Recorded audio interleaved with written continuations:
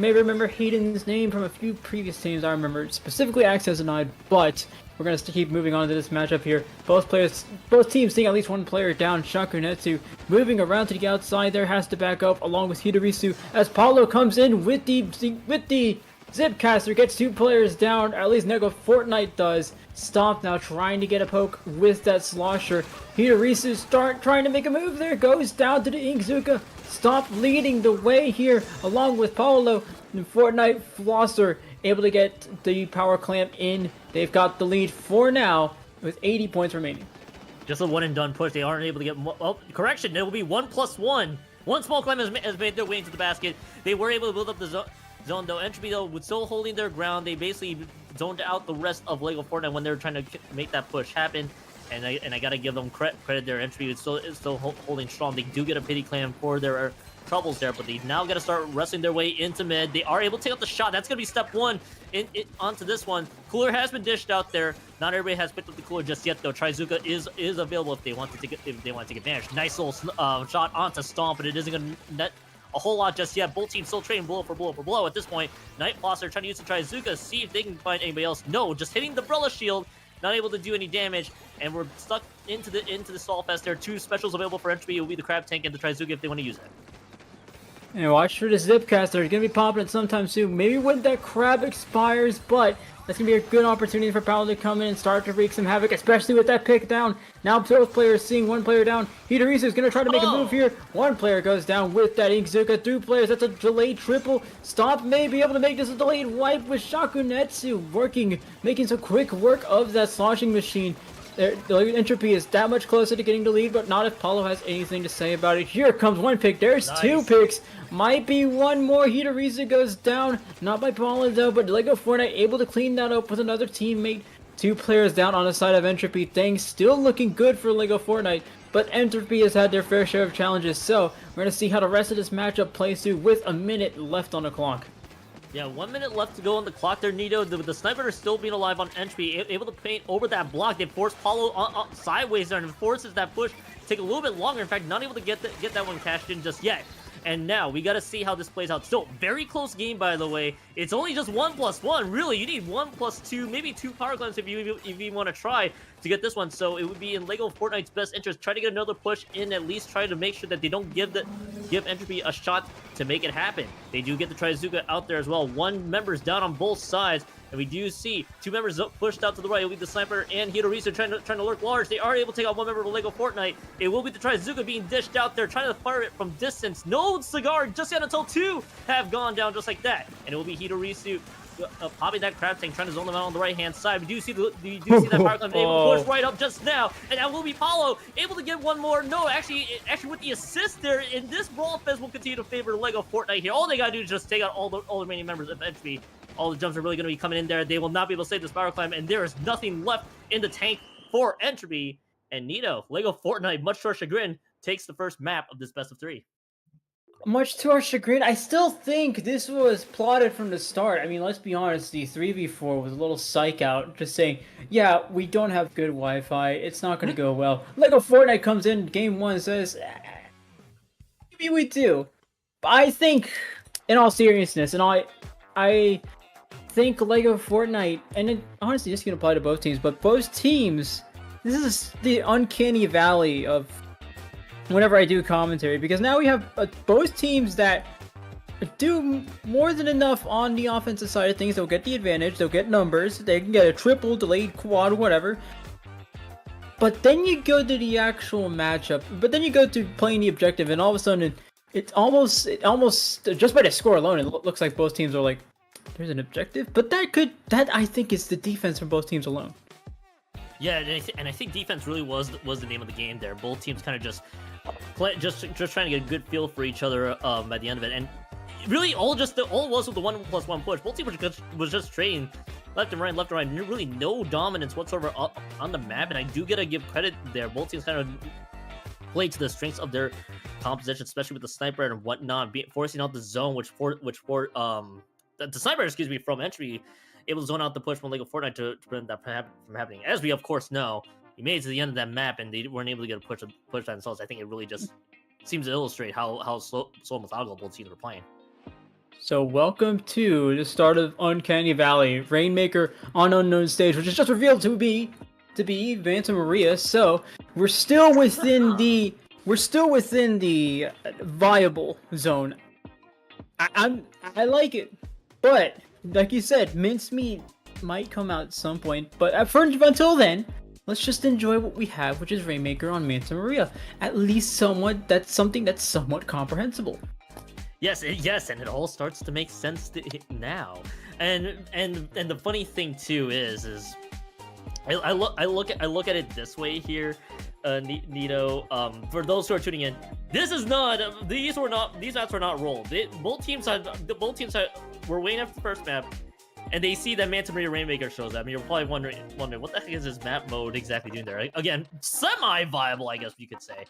Again, both teams I believe have pitched in their maps they want to play, and we just get the role of Manta Maria Rainmaker, which this is a little fascinating of a map for both teams. You got the left half, which can be a little bit dangerous there. I wouldn't be surprised if both teams try to go for the saucier right path, which involves the jump. So, but weapon choices, I'm just gonna throw that out the window because I could expect anything from this map combination.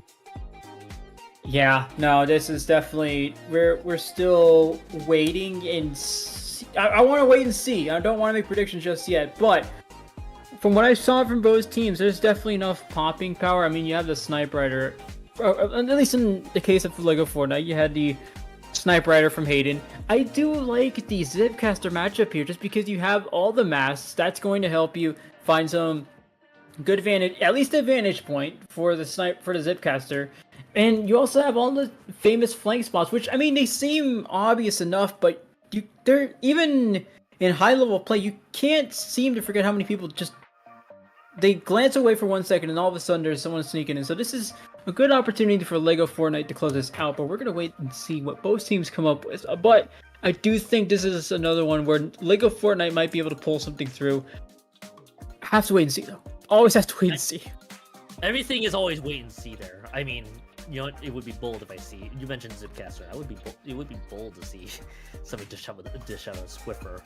We were there in one of the previous Neon Wheels where someone went went crazy with 5 splats on that Swiffer. I kind of want to see it, but this time on the new Swiffer. But that's just me dreaming at this point, you know. No. Everything starts as a dream.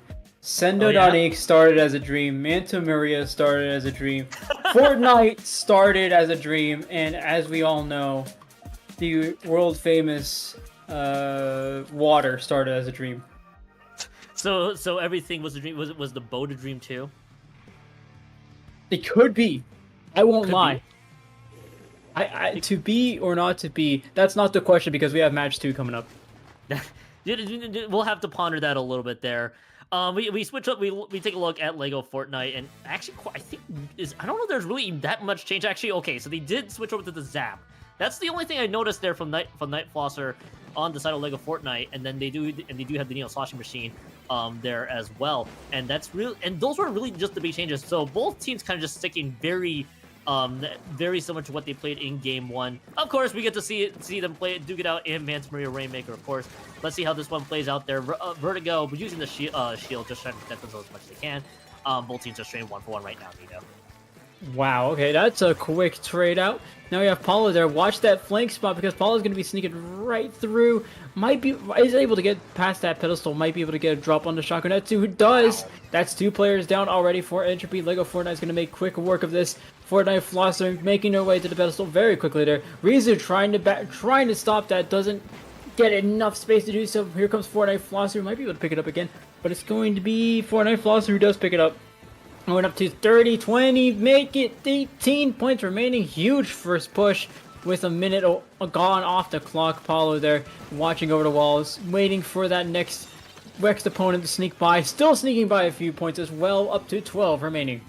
Yep, up to 12 remain there, and again, losing that first fight just ballooned out of control really quickly there for Entropy. Entropy now having the lockdown, everything on defense, make sure that they get Lego Fortnite out there, which they successfully did as they take 2 members out of that. Now, they haven't popped the bubble just yet, so this Rainmaker is going to be stuck over there. This may give... Nope, they're going to pick this one up. I think, will they force the reset? No, they're going to try to push this one up, but what it looks like, their Shocknetsu is going to pick up this okay. Rainmaker, trying to push it up to the left-hand side there, and Paulo is not able to succeed with the Zip Caster. Brush goes down just like that. Hayden has gone down on that right-hand side of the Shocknetsu, and the rest of Entropy, really the support has to be there at this point. Stomp is going to go down, actually, I think, to that Rainmaker shot. Shocknetsu now with the rest of the Entropy support. Maybe you can be seeing the first checkpoint here shortly here, Nito.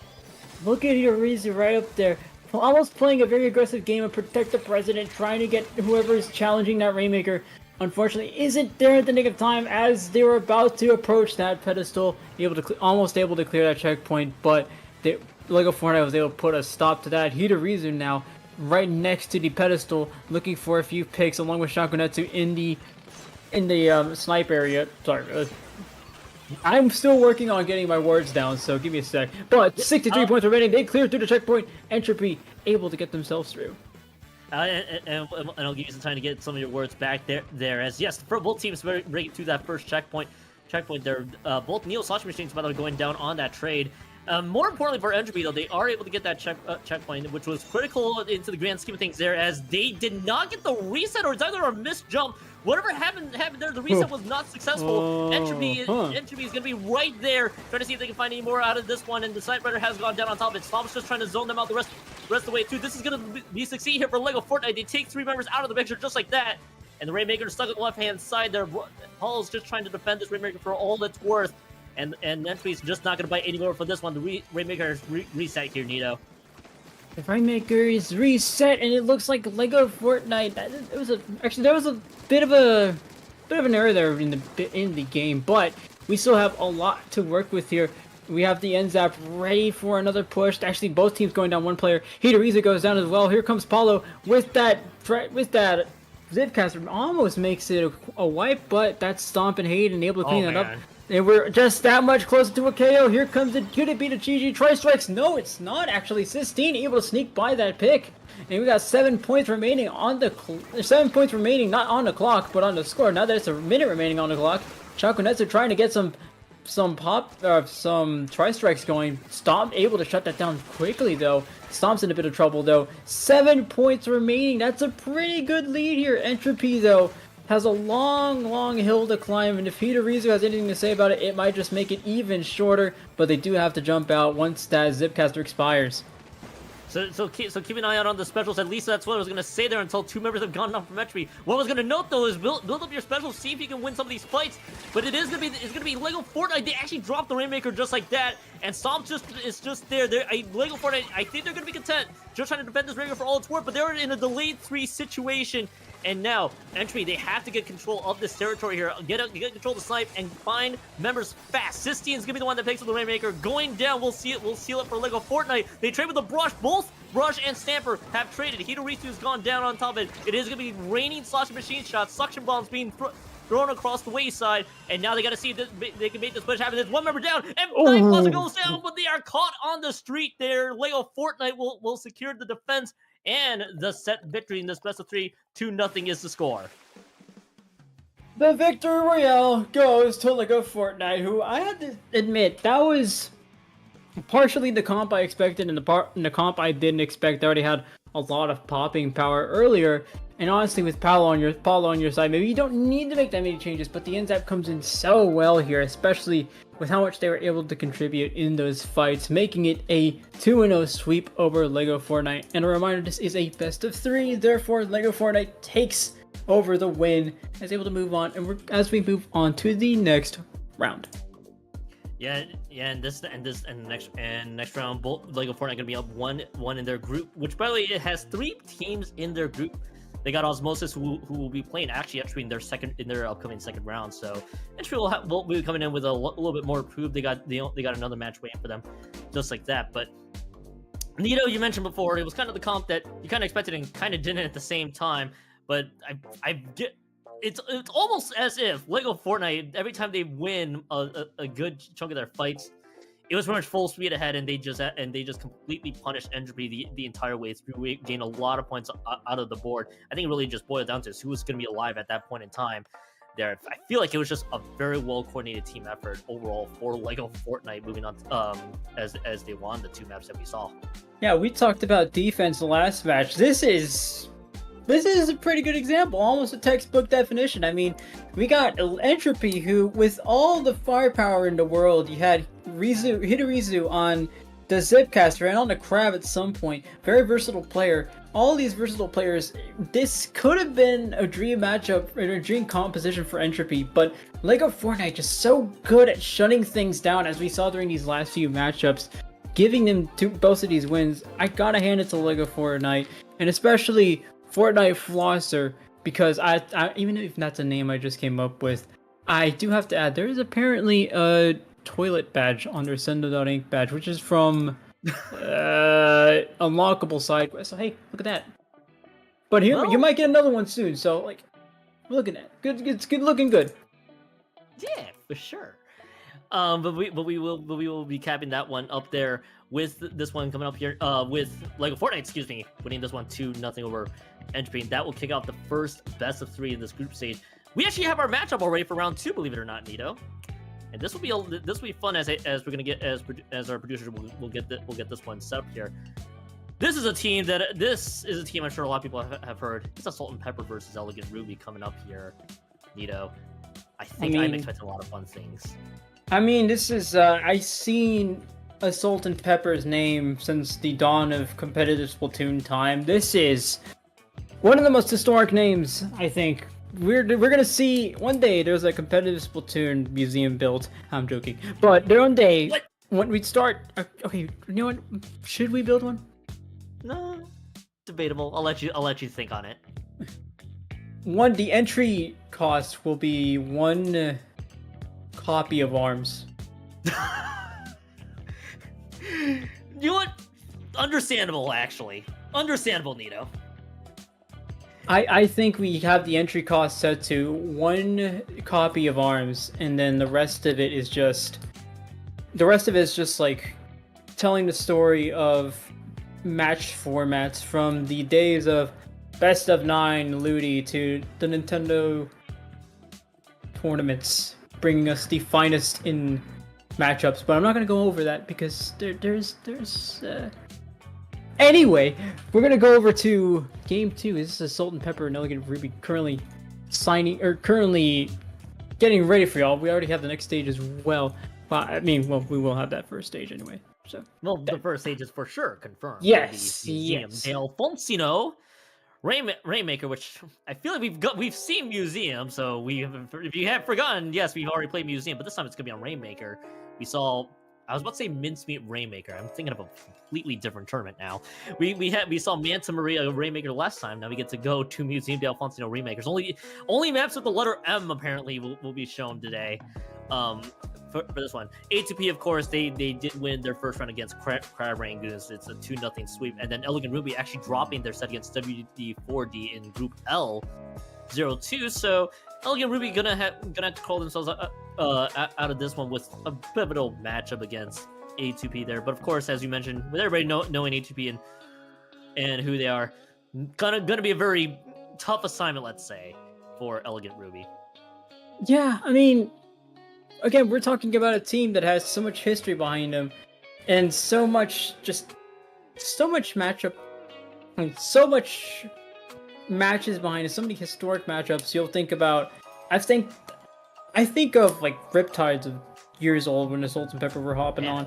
One, I don't remember where, but there was a Salt and Pepper match where they got a huge upset. Again, I don't remember most of this, which should tell you how far behind or how far back this team goes. But there's so much history to this team, and there's also some good credentials too. As we see, I can look at some of these players. Some of them have individual badges. We got a Hammerhead win from Siren.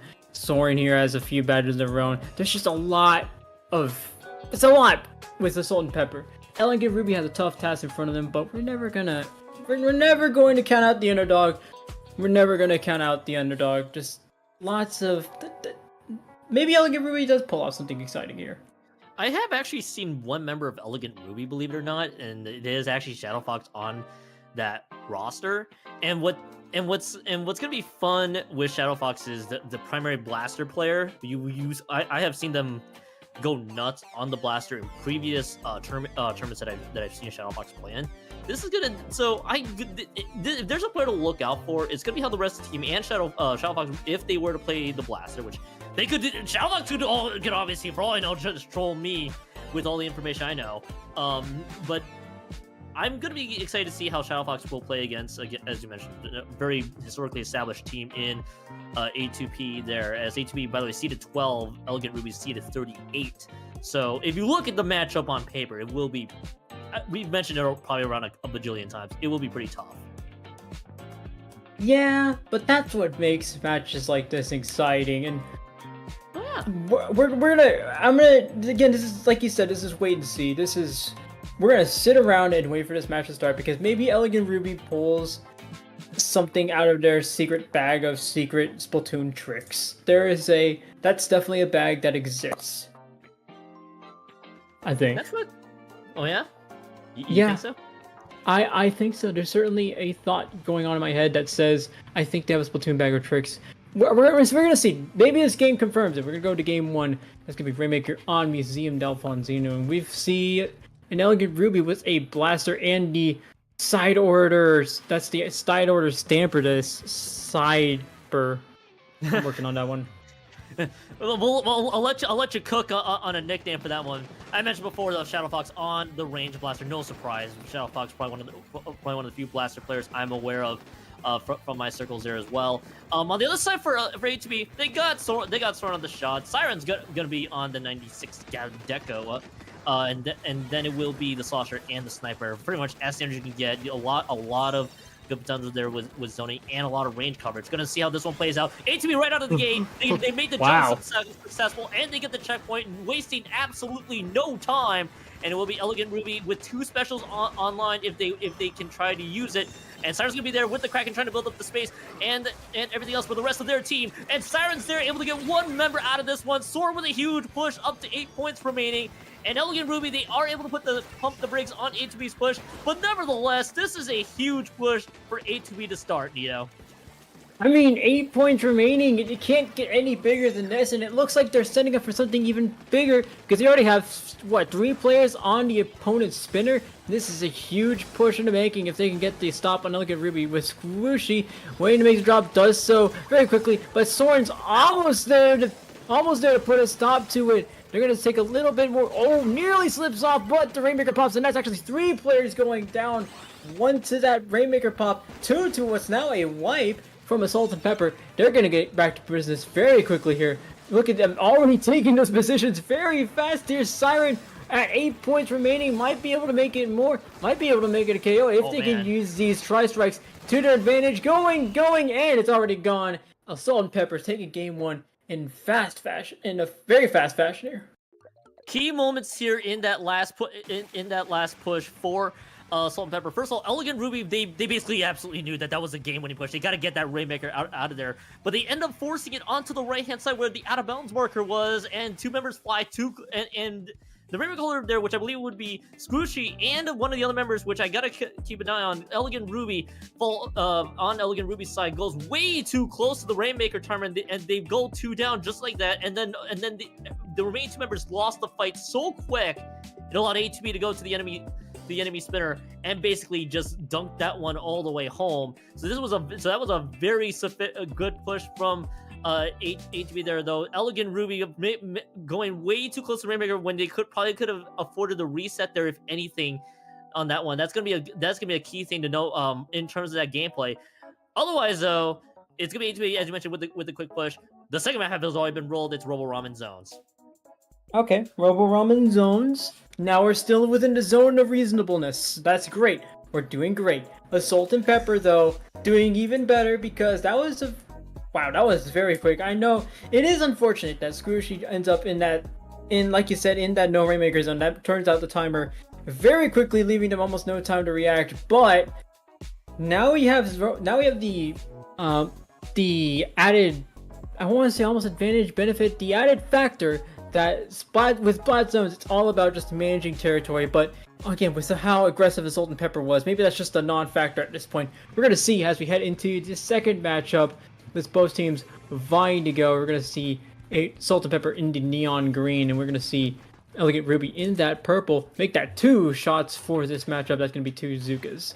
Yeah, 2 Zukas, range blaster, and sniper all around composition. Love this change over to the order shot. I'm gonna call it order splatter shot, if you will. But however, will that be enough to deter A2B? They're gonna get the first cap, probably only taking just 5 points. They're just gonna let actually A2B is able to get the zones back there. Got the colors wrong. It'll be Bebop though, and the rest of Elegant Ruby trying to find an opening they can, and that Trizuka quickly finds 2. That's gonna be very nice. Now they're gonna paint over the zone, force the penalty points onto HB if they can do that. Yes, and it will be Elegant Ruby able to get the zones cap. That's a nice little double with the Trizuka, and they get one more. Hyper gets one more just like that, taking out the Cyber, which is critical. But Siren's gonna be there with the Kraken, trying to see if they can zone out Elegant Ruby just like that. Not quite, but they do. But at least HB they force neutral for about a few more seconds. Hyper, welcome to the matchup. That's a huge stop there by Elegant Ruby and Hyper specifically. But Salt and Pepper looks like they're gonna actually stop the fun there as they start to get into this very aggressive stance. Here comes the Tentacooler, able to give even more leverage to Salt and Pepper, who already has a lot of leverage here. Soren, though, able to put some stop to what was about to be a huge advantage by Elegant Ruby, who gets back the zone. Hyper goes down. Bebop and Fox. Fox puts down the Wavebreaker. Huge stuff here by Elegant Ruby, it seems like match 1 was a warm-up. Now they've started to wake up. Now they're starting to get themselves into it. It's starting to get off to a strong start here by Elegant Ruby. Elegant Ruby, the thing in their favor is they don't run themselves into no Rainmaker zone. This is a pure zones map, and they're not able to get the lead change just yet. That is going to be a crucial 1-point difference there. As Siren gets one member out of the picture, that will be Hyper going down to the Kraken, and Siren at least forcing space for Salt and Pepper to go back into zone and try to contest for more.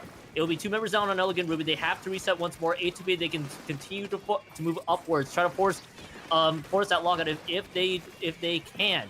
Now they're down 45 punch man, a little bit more out of the picture there. Trizuka's not able to find anybody just like that. 2 specials are available, and if Elegant Ruby has done anything so far, is the Trizuka shots have landed, but can they find anybody else with it? No. In fact, the Range Blaster in Shallow Fox has gone down, and they don't have any painting power whatsoever to paint over the zone.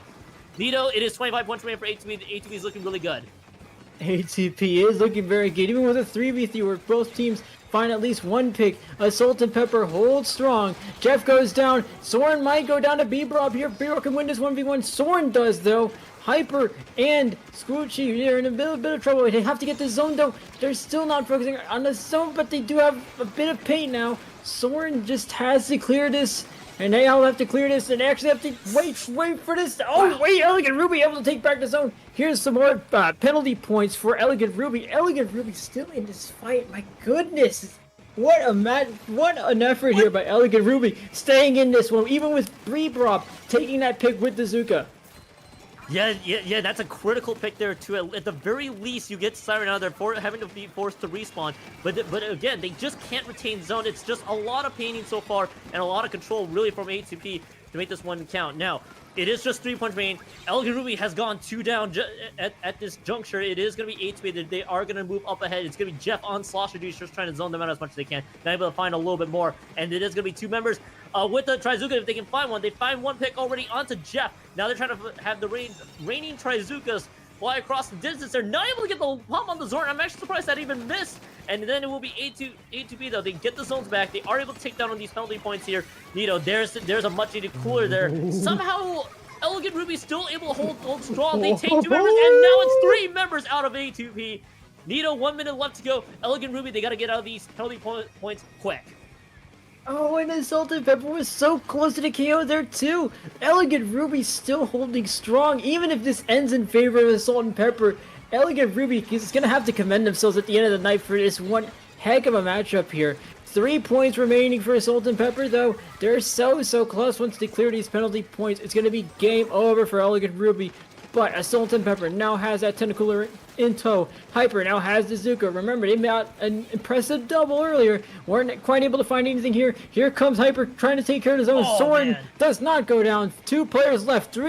3 players down actually for Elegant Ruby. There's a There he wipeout, and that's what the Salt and Pepper needed all the rest of the way. But they got it now, and that's exactly what they needed to win the game and the set, bringing them to 2-0. All Salt and Pepper really need to do is play the same game they needed to do for about 4 minutes and 45 seconds there. The only reason why Elegant Ruby stayed in the game was just where those Trizuka shots and the picks that they needed at that point in time. We saw there from Elegant Ruby to start things off. They get the quick 2, forcing Elegant Ruby in to cap the zone, and then able to try to push upwards. But then you see a Salt and Pepper again with the way they play, with Siren's Kraken just zoning out, even getting a few picks onto Elegant Ruby for that matter. With their 96 Gal Deco just playing that one out spectacularly. And then, of course, Red's team, they understood the assignment. They were able to find members of Elegant Ruby kind of spread across the board. It just made things so difficult for Elegant Ruby that even though Elegant Ruby would win some of these fights with these picks, just not enough sustain nor enough painting really to keep the zone intact. And this is kind of what you love to see from a Salt and Pepper every now and then. But as you mentioned, Elegant Ruby give themselves a pat in the back. They still able to keep themselves alive in that second map for as long as they did. I mean, one of the only complaints I have here is that as long as Elegant Ruby held that zone, this could have been a closer matchup within those last 30 seconds of the matchup. But again, this is another Salt and Pepper masterclass, and this is something that comes with that experience and that history behind you, is that you still know how to compose yourself. Even with a minute to go, Elegant Ruby putting up one heck of a fight, you still know this match is still within your taking. So that's something they stuck to. All of their strategies, all of this whole special coordination, push coordination, as long as you stick to that, huge wins and huge props to Salt and Pepper, and of course to Elegant Ruby for putting up one heck of a matchup. Yep. So hey, a lot of credit to Elegant Ruby, but at the end of the day, Salt and Pepper will win this one 2-0. We do have the third set confirmed, but the match is kind of dependent on the second round to be played out. So for now, Nito, we're gonna go ahead and take a break to get that set clean up here. When we come back, you'll figure out what the third matchup will be right afterwards. But until then, stay tuned. You don't want to miss a thing. If you want a hint, it's a Splatoon matchup.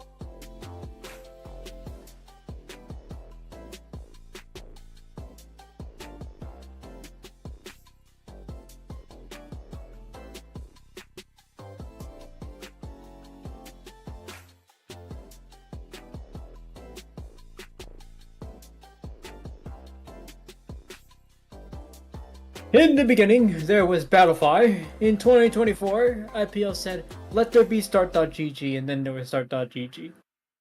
And then there was Sendo.inc, and then we're here. Welcome to SOS Round 3 of Groups in what is SOS 140. I'm Nito, joined by the one and only Keon, joined by Secret Elixir and the Star Squids here to close off the group stage. Got a nice little roster, a nice rosters here. I've heard of a few of these people, never heard of Cactus before, but all of these players have lots to bring to the table today.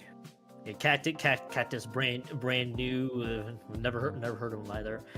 Much love to you, Cactus. But yeah, Secret Elixir. Everybody knows Secret Elixir. At least most people, I'd imagine. But they got Kurta, Soda, of course. BT Jer and the Glitch Cactus ran on this one. Star Squids though is a team that everybody should look out for at this point. So both teams are gonna be entering this this third round set 2-0 in their respective groups. So I believe if my math checks out, this will actually be this will be the game that will effectively determine who will make it to Great White and who will make it to Hammerhead. So if you want me to make it a little bit more interesting, Star Squids have not dropped the game. Secret Elixir has. And both teams are still seeded. I think Secret Elixir is currently the 13th seed. Star Squids is 14th. So Star Squids, right now, they look to be just a tiny bit more favorable. Secret Elixir, on paper, still more favorable. I mean, this is about as close as it gets. Although, I did say that the first matchup, which is also really close, but I hope, and I'm sure you noticed as much as I did, this is starting to become a little sweep trend. Secret Elixir, Star Squids, both gentlemen's agreement. Let's break the split. Let's break it. Yeah, yep, for sure. I've been made aware of some interesting things there, but we'll leave that on the side. But for now, I'm gonna be excited to see how both teams play this one out. Now, both teams will be entering this one with the Mako Mart Zones choice there. Now, before we went live and out of the break, I was looking at the other matchups to see if we got any silly maps. I'm glad to know that there are people that there are teams that have played very silly maps already. I'm really hoping that we get one today. I think my hopes are going to be dashed from what I've seen so far in the groups. But both teams are just going to start as standard as you can get with Mako Mart Zones, so I guess we can't go wrong with that. No, see, Mako Mart Zones is a Nito specialty. Not because I played Tri-Slosher. Although I do. Have you heard I played Tri-Slosher? Yeah, you probably have by now. But Spot Zones on Mako Mart, we're still, again, this is like a little thing I like to call the zone of reasonableness. We are still within the zone of reasonableness. I like it. Spot Zones on Mako Mart is, even within the zone of reasonableness, it's still a really fun map mode combination to look forward to because it's so small, it almost forces both of these teams to start getting themselves in a matchup. So we're going to see how both teams work around it. As far as from what I've played in competitive Splatoon, Zones on Mako Mart gives you more interaction than you'll see in other games. So we're going to see how both of these teams interact with this build. Okay. Cactus, come on!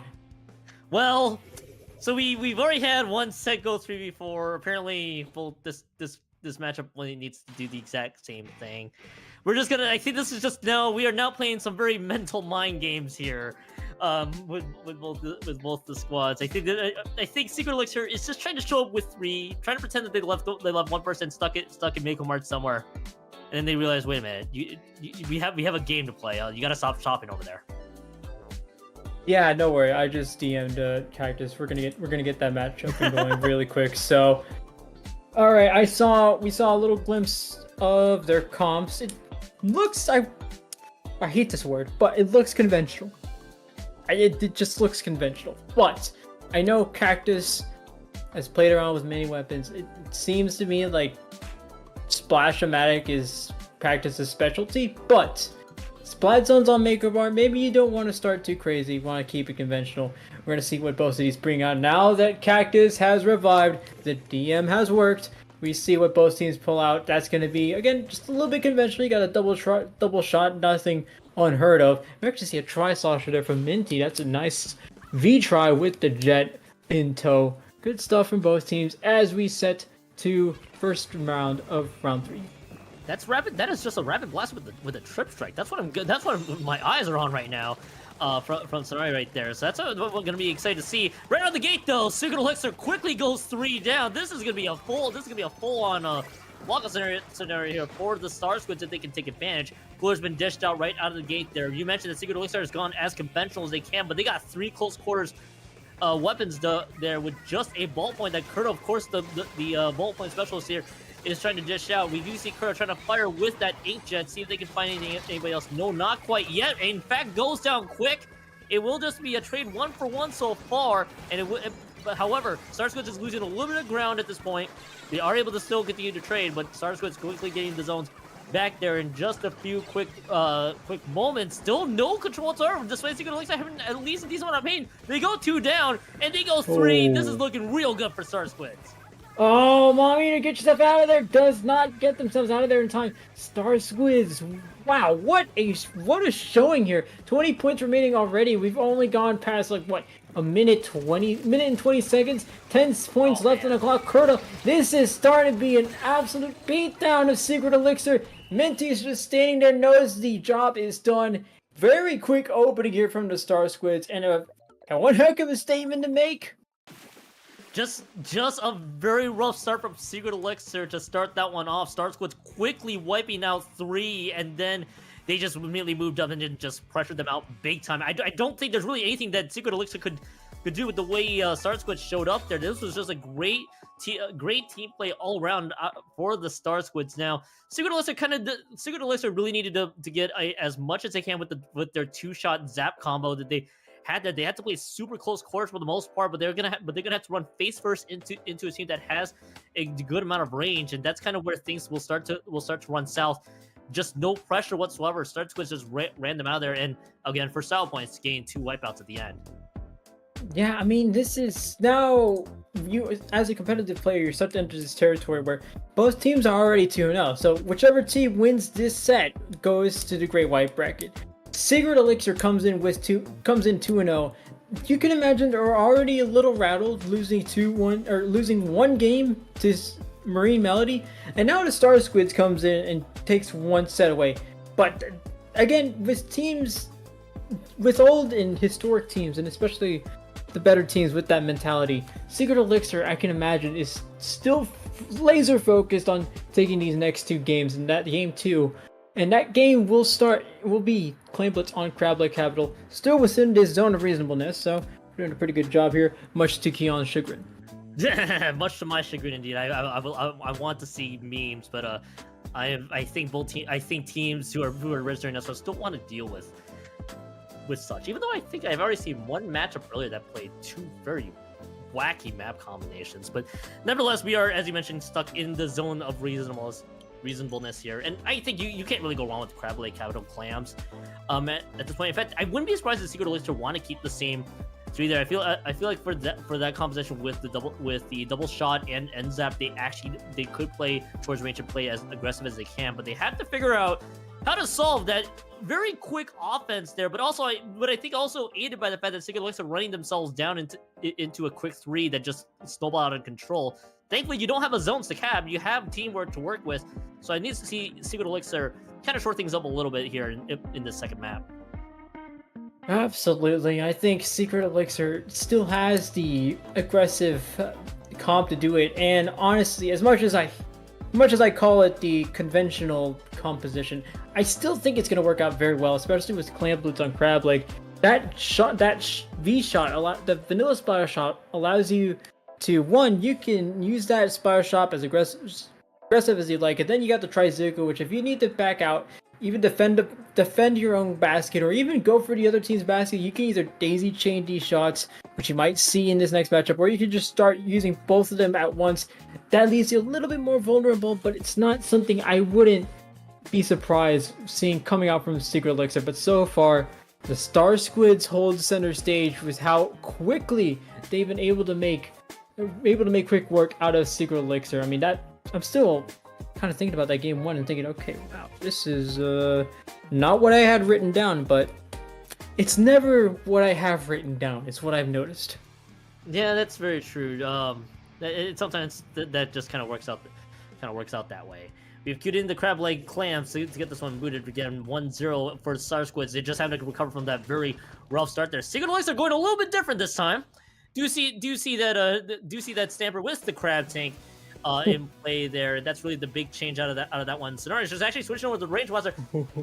Hang on for a second. I think we're seeing the same weapons. Go explain it to me real quick.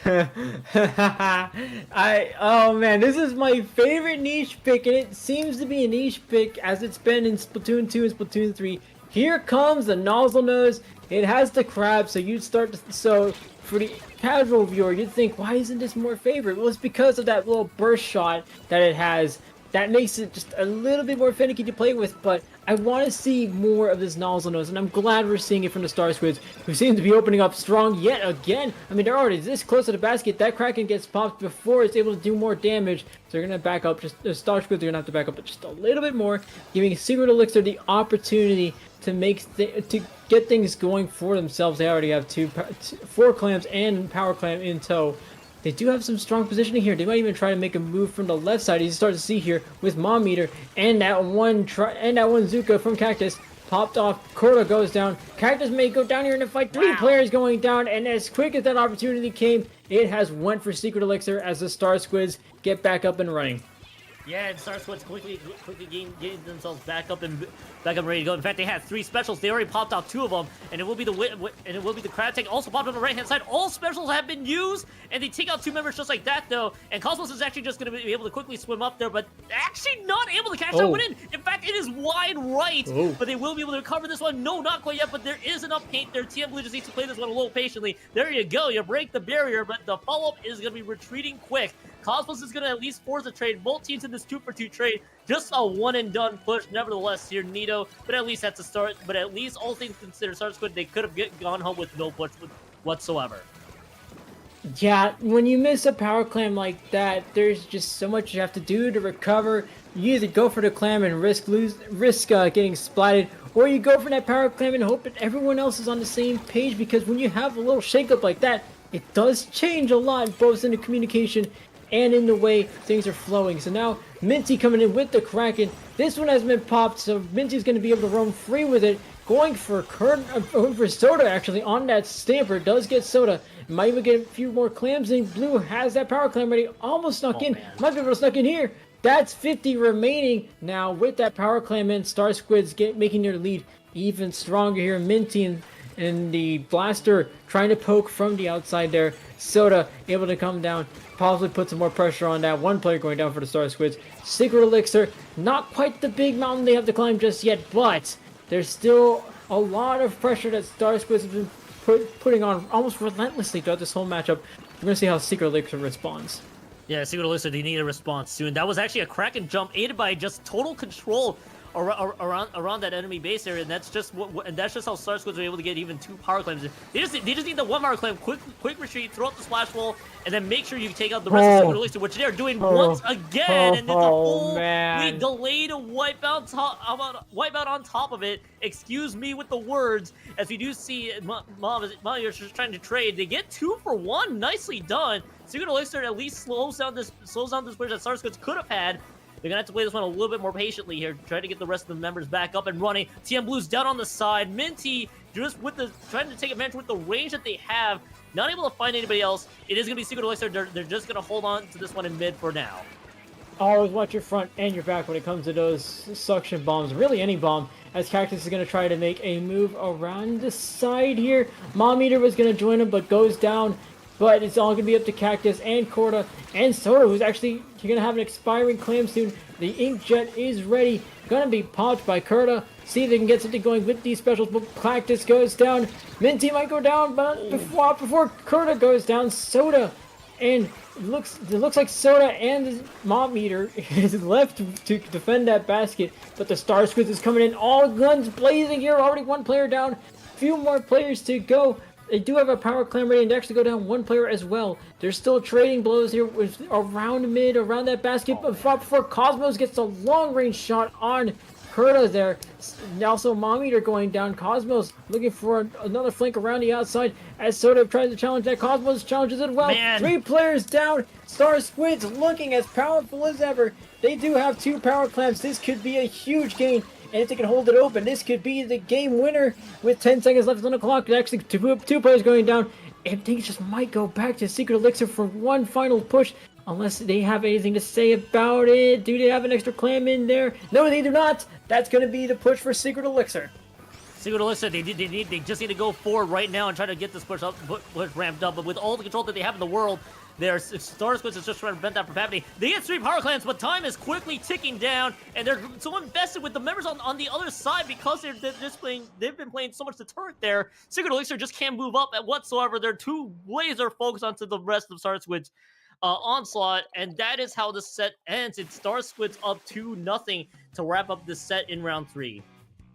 I mean, you said it yourself. Star Squids just doesn't let Secret Elixir do anything for the majority of this set. I mean, we saw it from game 1. Star Squids comes out with the biggest push I think we've seen so far, and then second game, every time it looked like Secret Elixir had an advantage or a numbers advantage, anything, Star Squids just puts in relentless pressure, doesn't let Secret Elixir go forward, and wow, that is, I mean, you talk about defense, sometimes offense is the best defense, and Star Squids is the textbook definition here.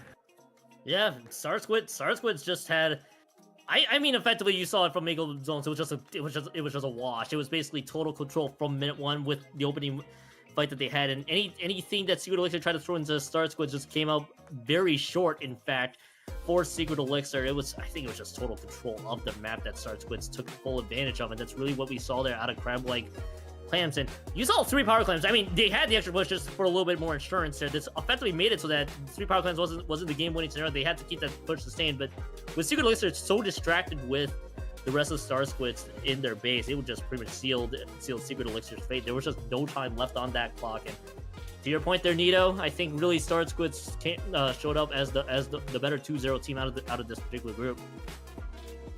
Let's be honest, it all started with Cactus with that DC. So no, I'm kidding, Cactus, love you to death, but just get better Wi-Fi. I hate to say it, but anyway, as far as this set goes, Star Squids with this win goes to the Great White Bracket. Secret Elixir is going to be taking a trip to the Hammerhead Bracket. No Hammer Bread. But as far as we know, we're going to be taking a break.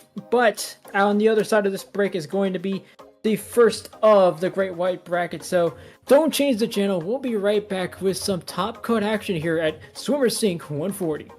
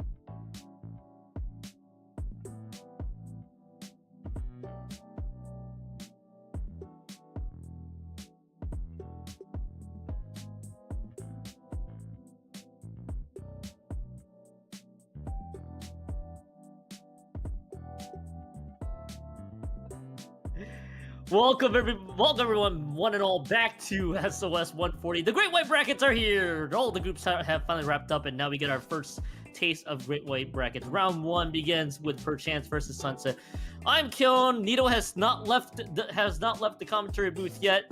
But hey, Nito, we got our first taste. It's Perchance versus Sunset. Their first appearance here on stream today. And I'm getting this first taste of this pizza that my boyfriend made. So, shout outs to my boyfriend, the one and only cook. He's a cook, by the way. But as far as what we've got cooking for you here, we've got Perchance, which you might recognize quite a few of these names. I know I do. There's Cap, there's Captain Happy.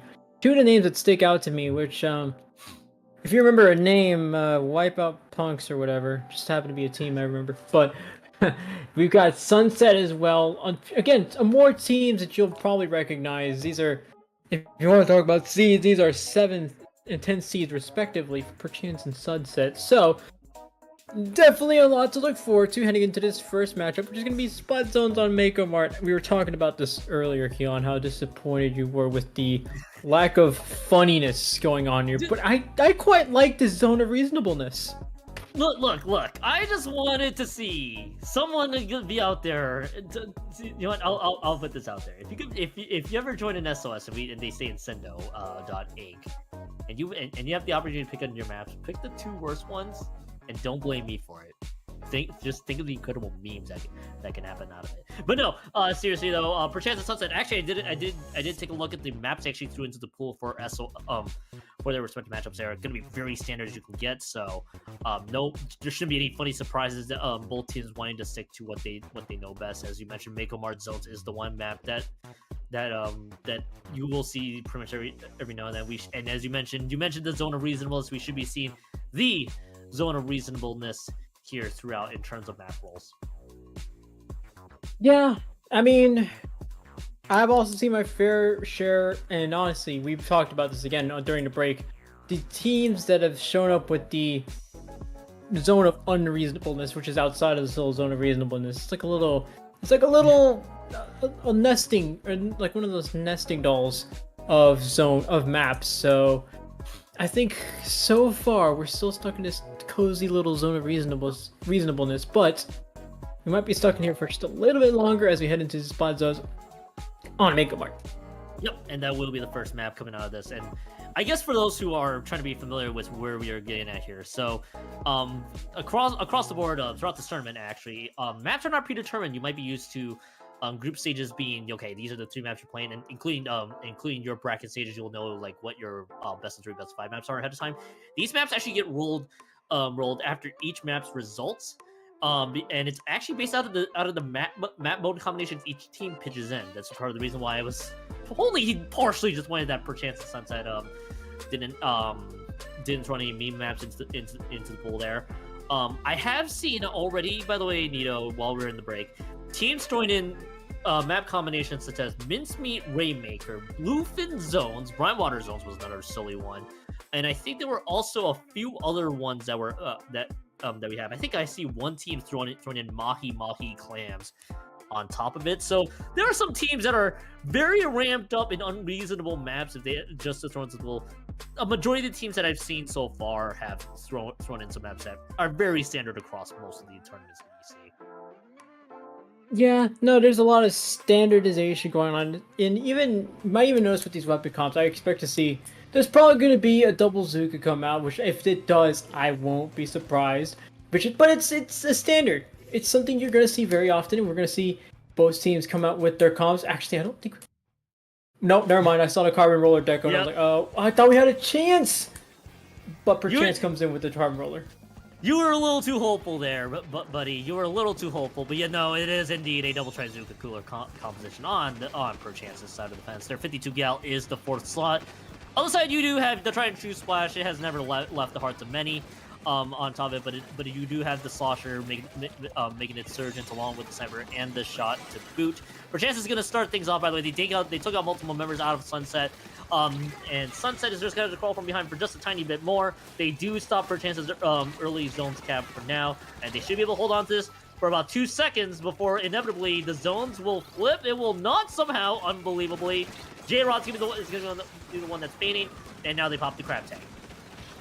The crab tank comes out from J-Rod, and so did the Tri-Strikes. They're going to try to get back control of the zone, but it's going to be a little bit more difficult knowing to have 2 players down. As a huge opening here for perchance. Kablamo goes down actually very quickly to that. Snipe Rider, Silly on the side there, gonna have to jump out very quickly. Perchance could regain control of the zone, especially with 1 player down on Sunset. Yeah, it gets in control of the zone. Moo 10 currently with the Snipe Rider, one of the most prevalent of its class, as you'll see there. Kablamo going for the plat, actually going right above plat, right into plat, with 60 points remaining, putting on the pressure.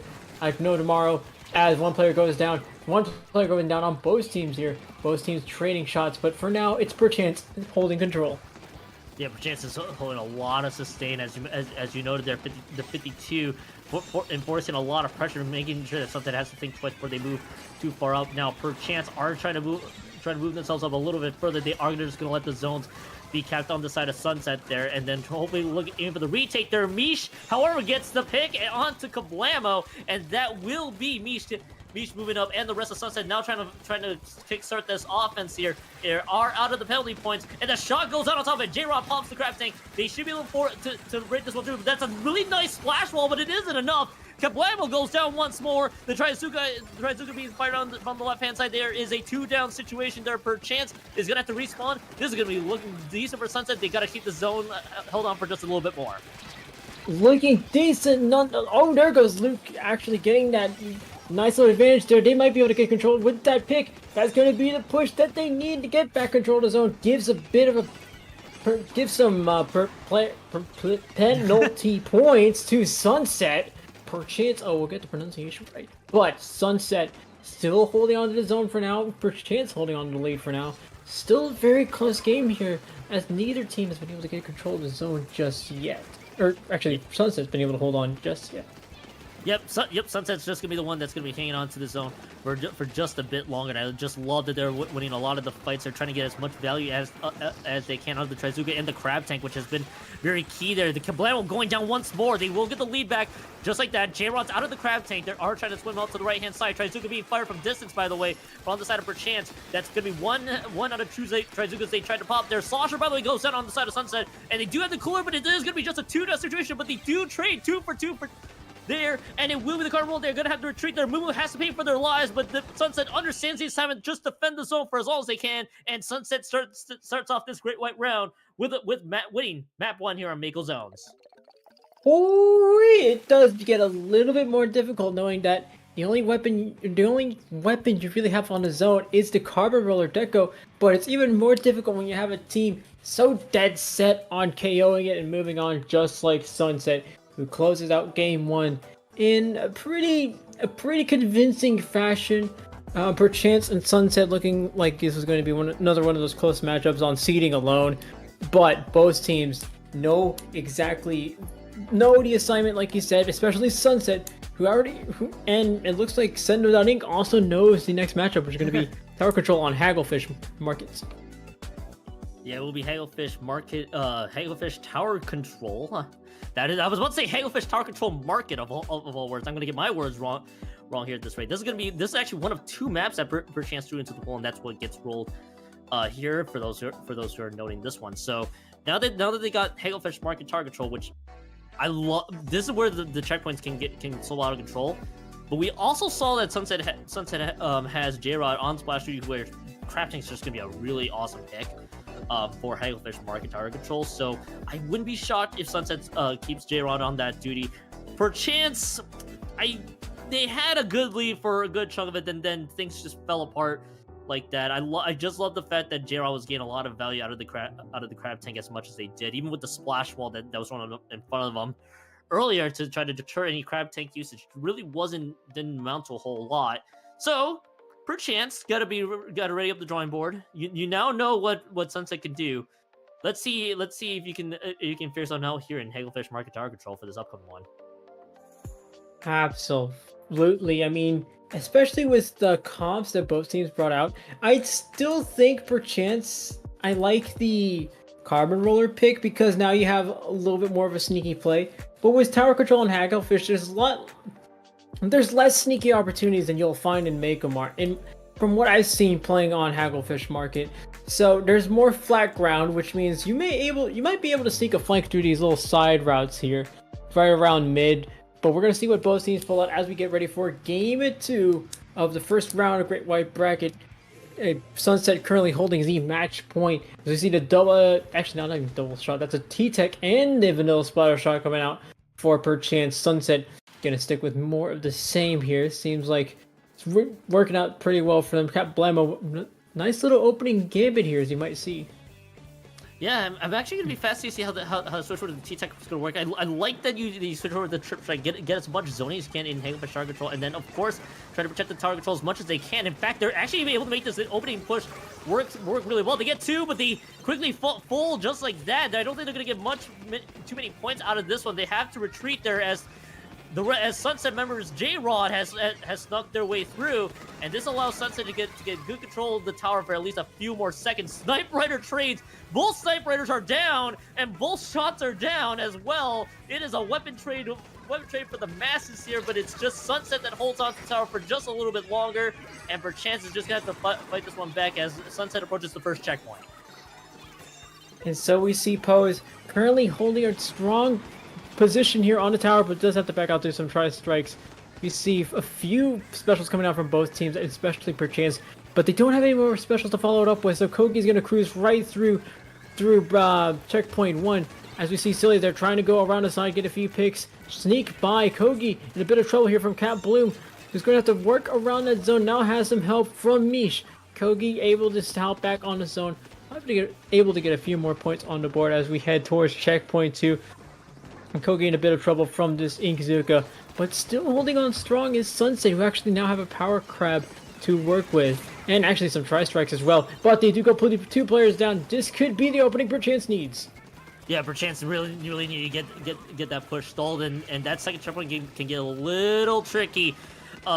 In most cases there, if you're not able to secure themselves around the second checkpoint, that's where your push comes to a grinding halt. That's what we saw here. Perchance tried to make something work there by trying to force Sunset back a bit, but they go 2 down just like that. Trizuka's being fired from the side there from perchance, trying to see if they can find any value. To no success there. Pose is going to be the one around the tower. Trip strikes are just kind of being dished out. Pose has to retreat a little bit. And Kablamo, by the way, has gone down. So does the Sniper Rider. And Sunset won't be able to hold firm for this one. This is a delayed wipe, actually. J-Rod's going to be the one that's staying on the grab tank here. The tower control, this is going to be looking really good for Sunset as they try to recoup back to the second checkpoint. Sunset still working on strong. Here comes J-Rod going for Cat Bloom almost immediately as that tower reaches the pavilion. But that tower is going to go back. No one on it so far. Perchance currently holding a disadvantage, so as they have 2 players down waiting on them to come back, that means Sunset has more opportunities to get themselves an even stronger lead. 36 remaining, and it looks even stronger now that they're able to go past checkpoint 3. They're going to have to watch out for Cap Blammo, though. Going around the side there, 2 players already down for Sunset. Can they get past checkpoint 3? Nice. No, they cannot. Zerod's there. Still can't get past checkpoint 3 as Sunset just shut down very quickly there by perchance, but still holds on to a strong lead. Shoutouts to Kablamo finding the avenue to flank after they take out 2 members from Sunset. Just like that there, J-Rod just tried to bite a little bit more than they could chew. That's a nice little find there from the Trizuka from Luke. That is going to at least be the sniper down. Kogi is going to be stuck on the respawns there. Trizuka trying to be fired back, but to no success so far. And again, highlighting there, Kablamo was able to find the flank. We're trying to angle themselves around. J-Rod tried to go for the jump, trying to keep the push alive, but it was ultimately all for naught. And Sunset's, by the way, 2 down just like that. They are going to have to, but however, with well-placed trip strikes, it forces this first check would be cleared out a little bit longer, which may buy some time for Sunset to get themselves back on defense there. Slosher has been, however, has gone down. So this is, as you mentioned, perchance's time to shine. But can they keep their members alive, though? Sniper, by the way, going down on top of it, and it is going to be just 2 down. T-Tech has gone down. Kablamo's really in no good position. The Trizuka was just kind of popped there, trying to see if they could find any sort of picks there. Sunset delayed wipes them out, and it is just a second checkpoint cleared. All things considered, perchance needs another push ahead of them.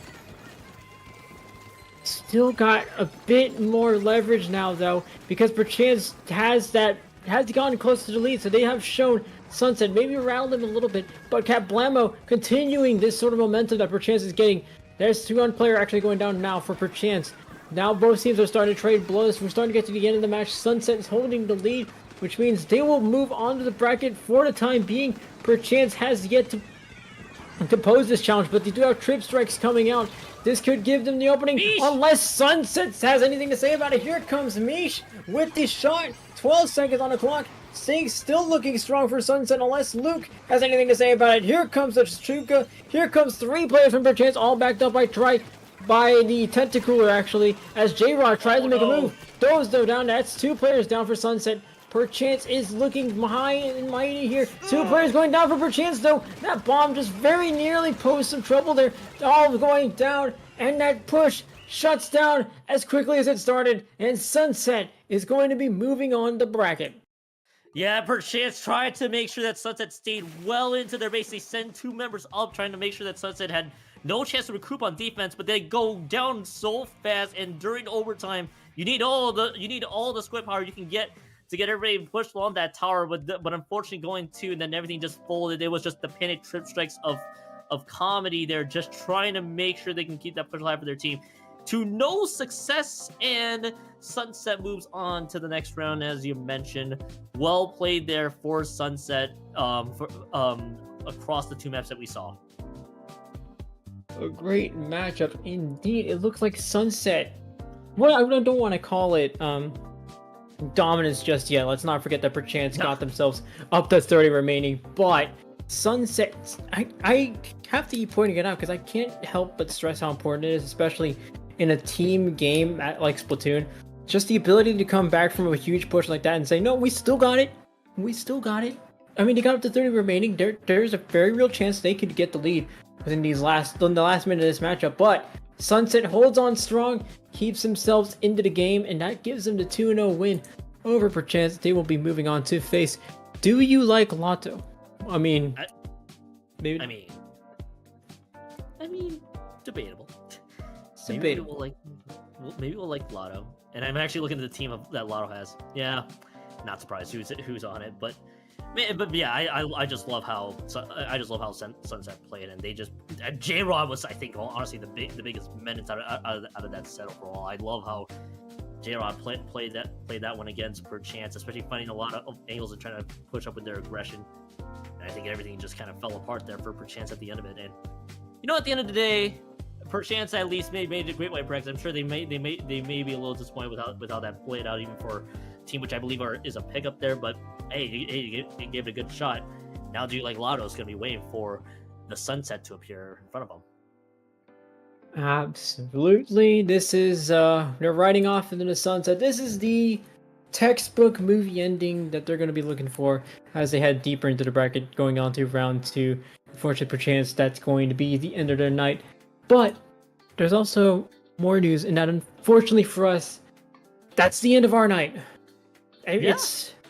It's currently time for us to close our shifts, and it's time for these other 2 commentators we got coming up for you to start their closing shifts. So it's time to start the obligatory plugging of social medias, and I'll start by saying you can follow me on at Nito and Used on Twitter, on Blue Sky, on Twitch, on most social media platforms, and you will also find me at the water fountain. Water is important. And I'll close it out from here, Nito, while you go grab water at the water fountain. You will find me Keon2570, Twitter, Blue Sky, Twitch. You know all the social media avenues right now. Twitter and Blue Sky for all the nonsense, Twitch for all the variety. Find me on those fronts. But as always, Nito, thank you so much for being a great going on to work with. By the way, shout outs to your lovely producer Pipe Dream, providing you all the camera angles and your production for tonight. But Pipe Dream has to go we'll continue on with you guys, and Nito and I are heading out of here. So Nito and I will be wrapping up here. Two new commentators will take it home the rest of the way for you guys tonight. This is Swimmer Sync 140. You don't want to miss a thing. Stay tuned. You don't want to miss a thing. I'll get this right eventually. We'll be right back.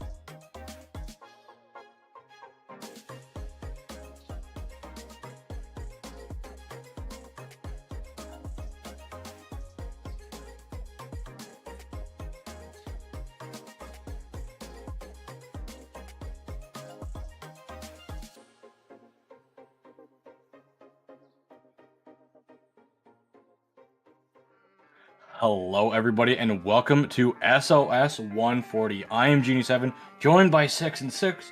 Our first match, we've got the #1 seed versus.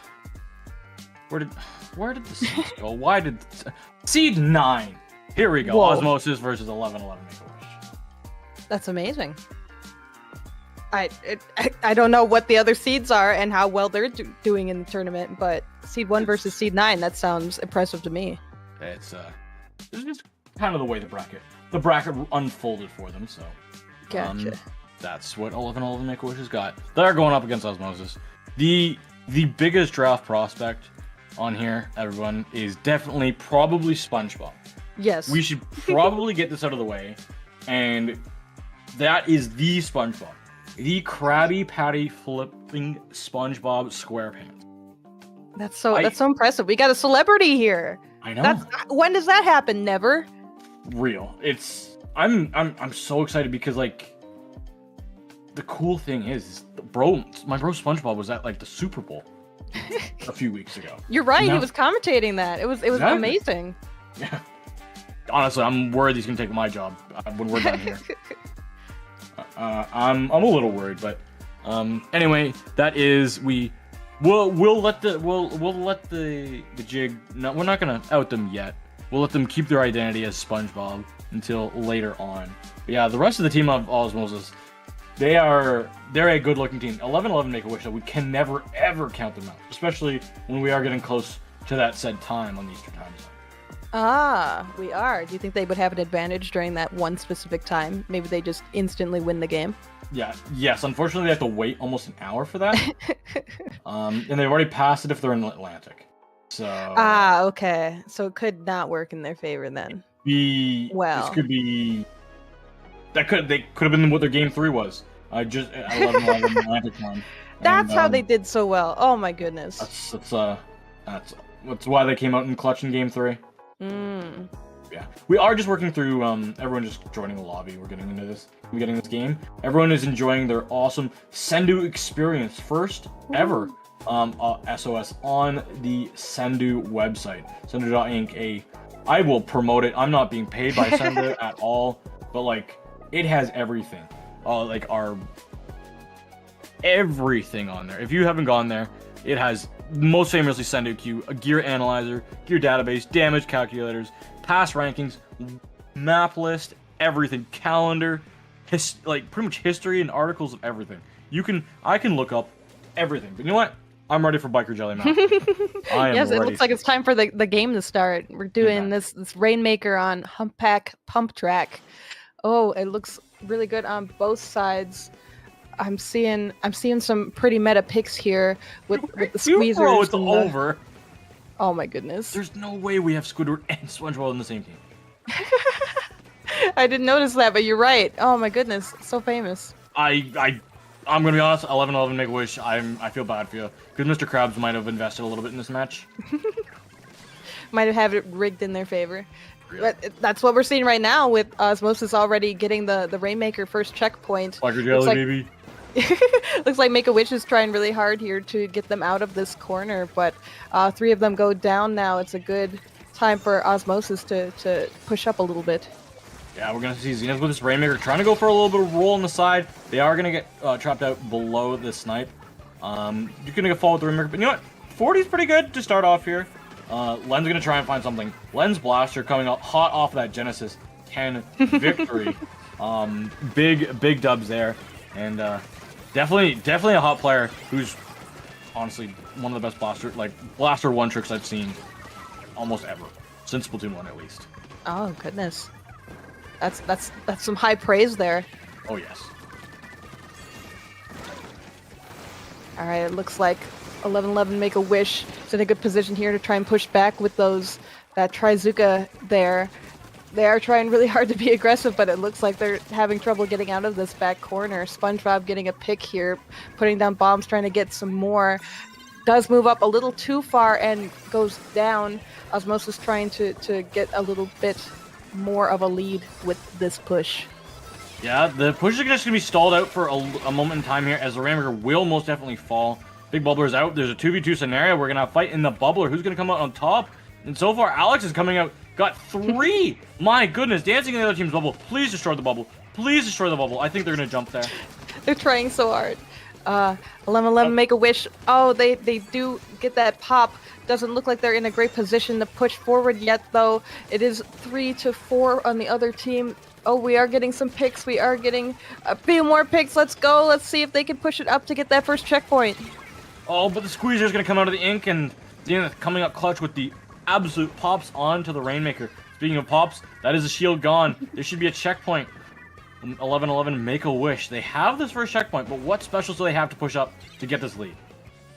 Yeah, it looks like they don't have any right now. They are trying. Oh, and they do go down with the Rainmaker. Only the NZAP left to try and get jumps for their team back in. They do get it down to 59 though, so that's not terrible. They're still in this. They are definitely still in it, and oh my goodness, Len absolutely bodying the team right now. Oh, Len, excuse me! Oh no! Bro, this was crazy. Len just doing the best of work right now for the team. They're gonna jump back in. I don't even think they just jump back into the middle of the fight. It literally didn't matter. They did go down, but the lead has gotten up to 24. We do have a Zuka out coming from mid. Zenith is able to get 1, able to get 2. Oh my goodness, Osmosis. They are destroying Make-A-Wish at the moment. Goodness. Yeah, keeping that Rainmaker alive for so long, just getting just a few more points there. Oh, not a few more. That was like 20 more points. It was really impressive to see the Squidward, the Rainmaker carrier, trying to get those more points, just trying to outlast Make-A-Wish with all their aggressive pushing, but they weren't able to stop him from getting down to 24. No. And here goes the Crab Tank. It's able to get 1. This is a good opportunity now because you've got Len, who's a blaster player who likes to play on this right side. You get a lot of chip damage down on our team being gone. This is a good spot. Ooh. We do see the dualies go in, but there's no one else to follow them up. Oh. The Rainmaker is also going to go down to a Zuka, and that's they got 2 more. 11-11 Make-A-Wish. There's good moments, but it's just Osmosis. They're just here. They're ready to go with all their specials and all their utility ready to fight. Just going against that Trizuka, that was so hard. 11-11 Make-A-Wish was in a really good position there, but it looks like the Rainmaker's going to reset now. It's kind of a stalemate in mid right here. One does go down from 11-11 Make-A-Wish. One goes down from Osmosis. Another goes down from Make-A-Wish. Let's see who ends up on top here trying to get this Rainmaker. Oh, this most definitely going to be Osmosis. SpongeBob sees that there's... Oh, gets caught out. Doesn't know if they want to take out Alex or the jump, and gets punished by somebody coming out of a spawn. Osmosis, they're going to have to hold on now. They've got a Zuka, and this big bubbler is out in front of the Rainmaker, meaning that everyone should be protected. So anyone that grabs this Rainmaker will most likely go down Alex. to Len.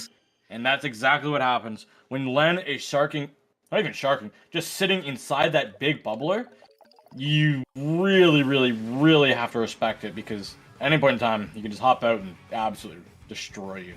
Ah, goodness. And that's what happened, too. Len on that blaster was just such a force. Getting so many picks. Oh, my goodness. That a great match. When did those shoes shoes come in the game?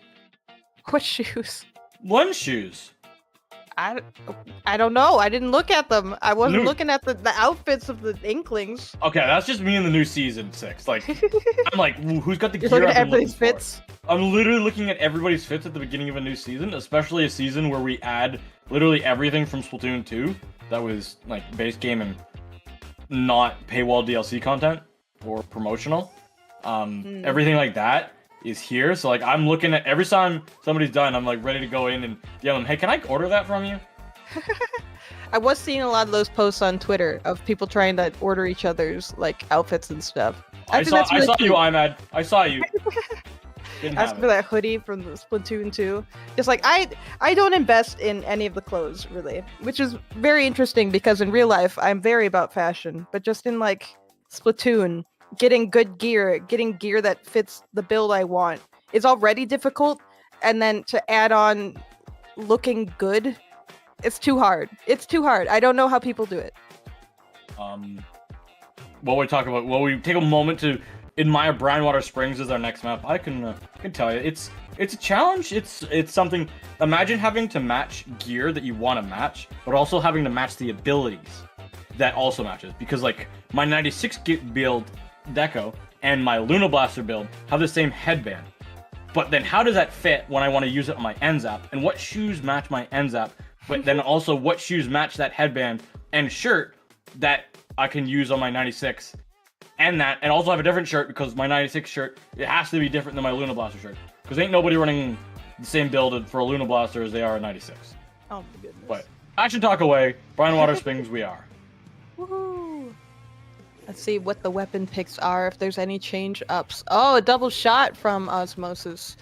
What do we got over here? Looks like I don't remember a ballpoint being on Make a Wish before. Yes, Aang was on the ballpoint. They did have a Gotcha, ballpoint. I don't remember if it was Vac or if it was Jet. So it could be a change. It could be a change.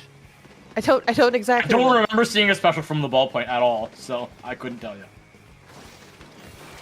Oh, well, we get one now with this inkjet here, trying to get this zone. It is currently painted in Osmosis's favor. They are getting these picks here.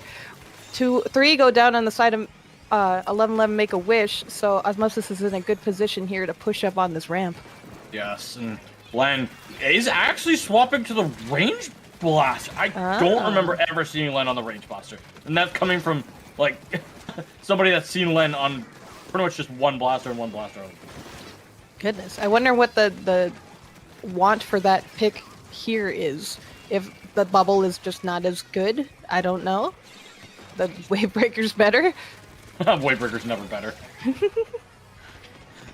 Probably the range, but 11-11, they do have the zone here, 6. And they have a crab tank up aggressively, but is most likely going to get punished. No one from the team is able to follow up with them. I was a little bit out of position there. Looks like Osmosis is taking advantage of that now, using their specials to keep 1111 Make a Wish from getting anywhere close to the zone. SpongeBob over here on the left trying to get this pick on the 1111 Make a Wish member. I can't see their name because it's going so fast, but they do get that pick on her V-shot. Let's see them go and get some more picks over here. You can't have a per V-shot and then you're just playing dualies, bro.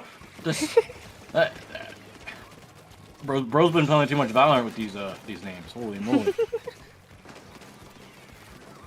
Yeah, the zone is at the moment just a brawl. Overall, Len's gonna try and go forward. Does find the crab tank and one more, and the squeezer. My goodness, they're gonna know exactly where this ballpoint landing is, but the team has got that, and that's an effective wipe with everyone just coming back from spawn. Goodness. Osmosis is in good position now at the bottom of the ramp, trying to get some more picks here with that Trizuka getting even more. Oh, it looks like 3 members of 1111 Make a Wish are up, though. They are trying to get the picks. They are trying to get back down the ramp, trying to get back to the zone. They are having a hard time doing it. These specials are coming out, but they're just not able to paint it yet. The last member alive was a pencil. And that is like, oh, you think that's a good thing the last one alive is a pencil. That is probably the worst weapon to be last alive. Because it can just fall back, throw a sprinkler on that zone, stall at the zone, keep it neutral, pop a tactical lure down, and you see every single other member of Osmosis are up in the spawn of Make-A-Wish. And that is going to be game, and that's going to be set. It's so difficult if you don't get rid of that pencil 6, as you saw. And that was the final nail in the coffin for Make-A-Wish. Gosh, that must be why it's so meta. Just trying to get rid of it, it's nearly impossible, especially with those sodas and being able to just be that anchor for the team. Yes, there's no other weapon in the game that comes even close to what Pencil can do by just being able to stay alive and support. Just because all the other backline weapons don't have supportive kits that are useful. So, yeah, It is what it is. I thought maybe we'd have a little bit of a swap out if the Rain Cloud with buff was good and maybe CJ would come back, but alas, we're here with Pencil until June. Man, I was hoping with that Rain buff that it would come back into competitive play, but it wasn't good enough. It wasn't a good enough buff. I'm gonna be honest, Six, as somebody who avidly hates Pencil and doesn't play it because skill issue. And loves Jet Squelcher. I don't want to commentate a CJ meta. Because it is so boring. Oh. It's so slow because it's just Toxic Mist. That's fair. I love the weapon, but when it had Kraken, I loved it. Yeah, that's fair. That's more entertaining for everyone, for the player and for the spectators. Exactly. But with that, that will end this round's matchup. We will be going into semis now. Wow. And our teams that we will have is Do You Like Latto and Nawal. All right. Awesome. That'll be our set. We'll catch you guys on the other side of the break. Don't go anywhere. Bye.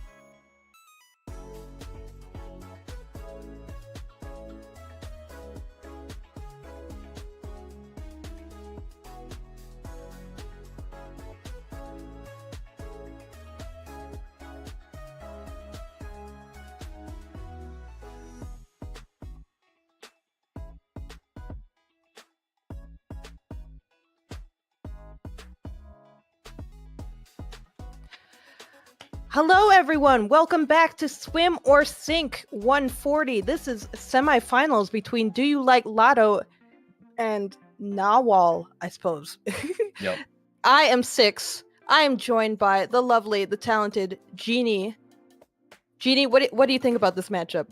I'm looking forward to it. Both these teams are, on paper, going to rip each other apart because they are equally as talented.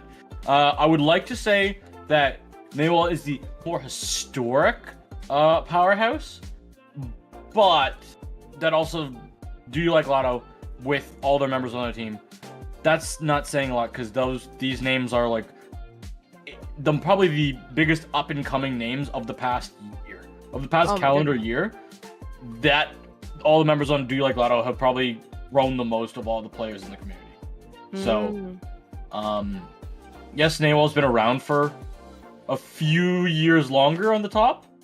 That does not mean that is going to be any less cool of a match. Gotcha.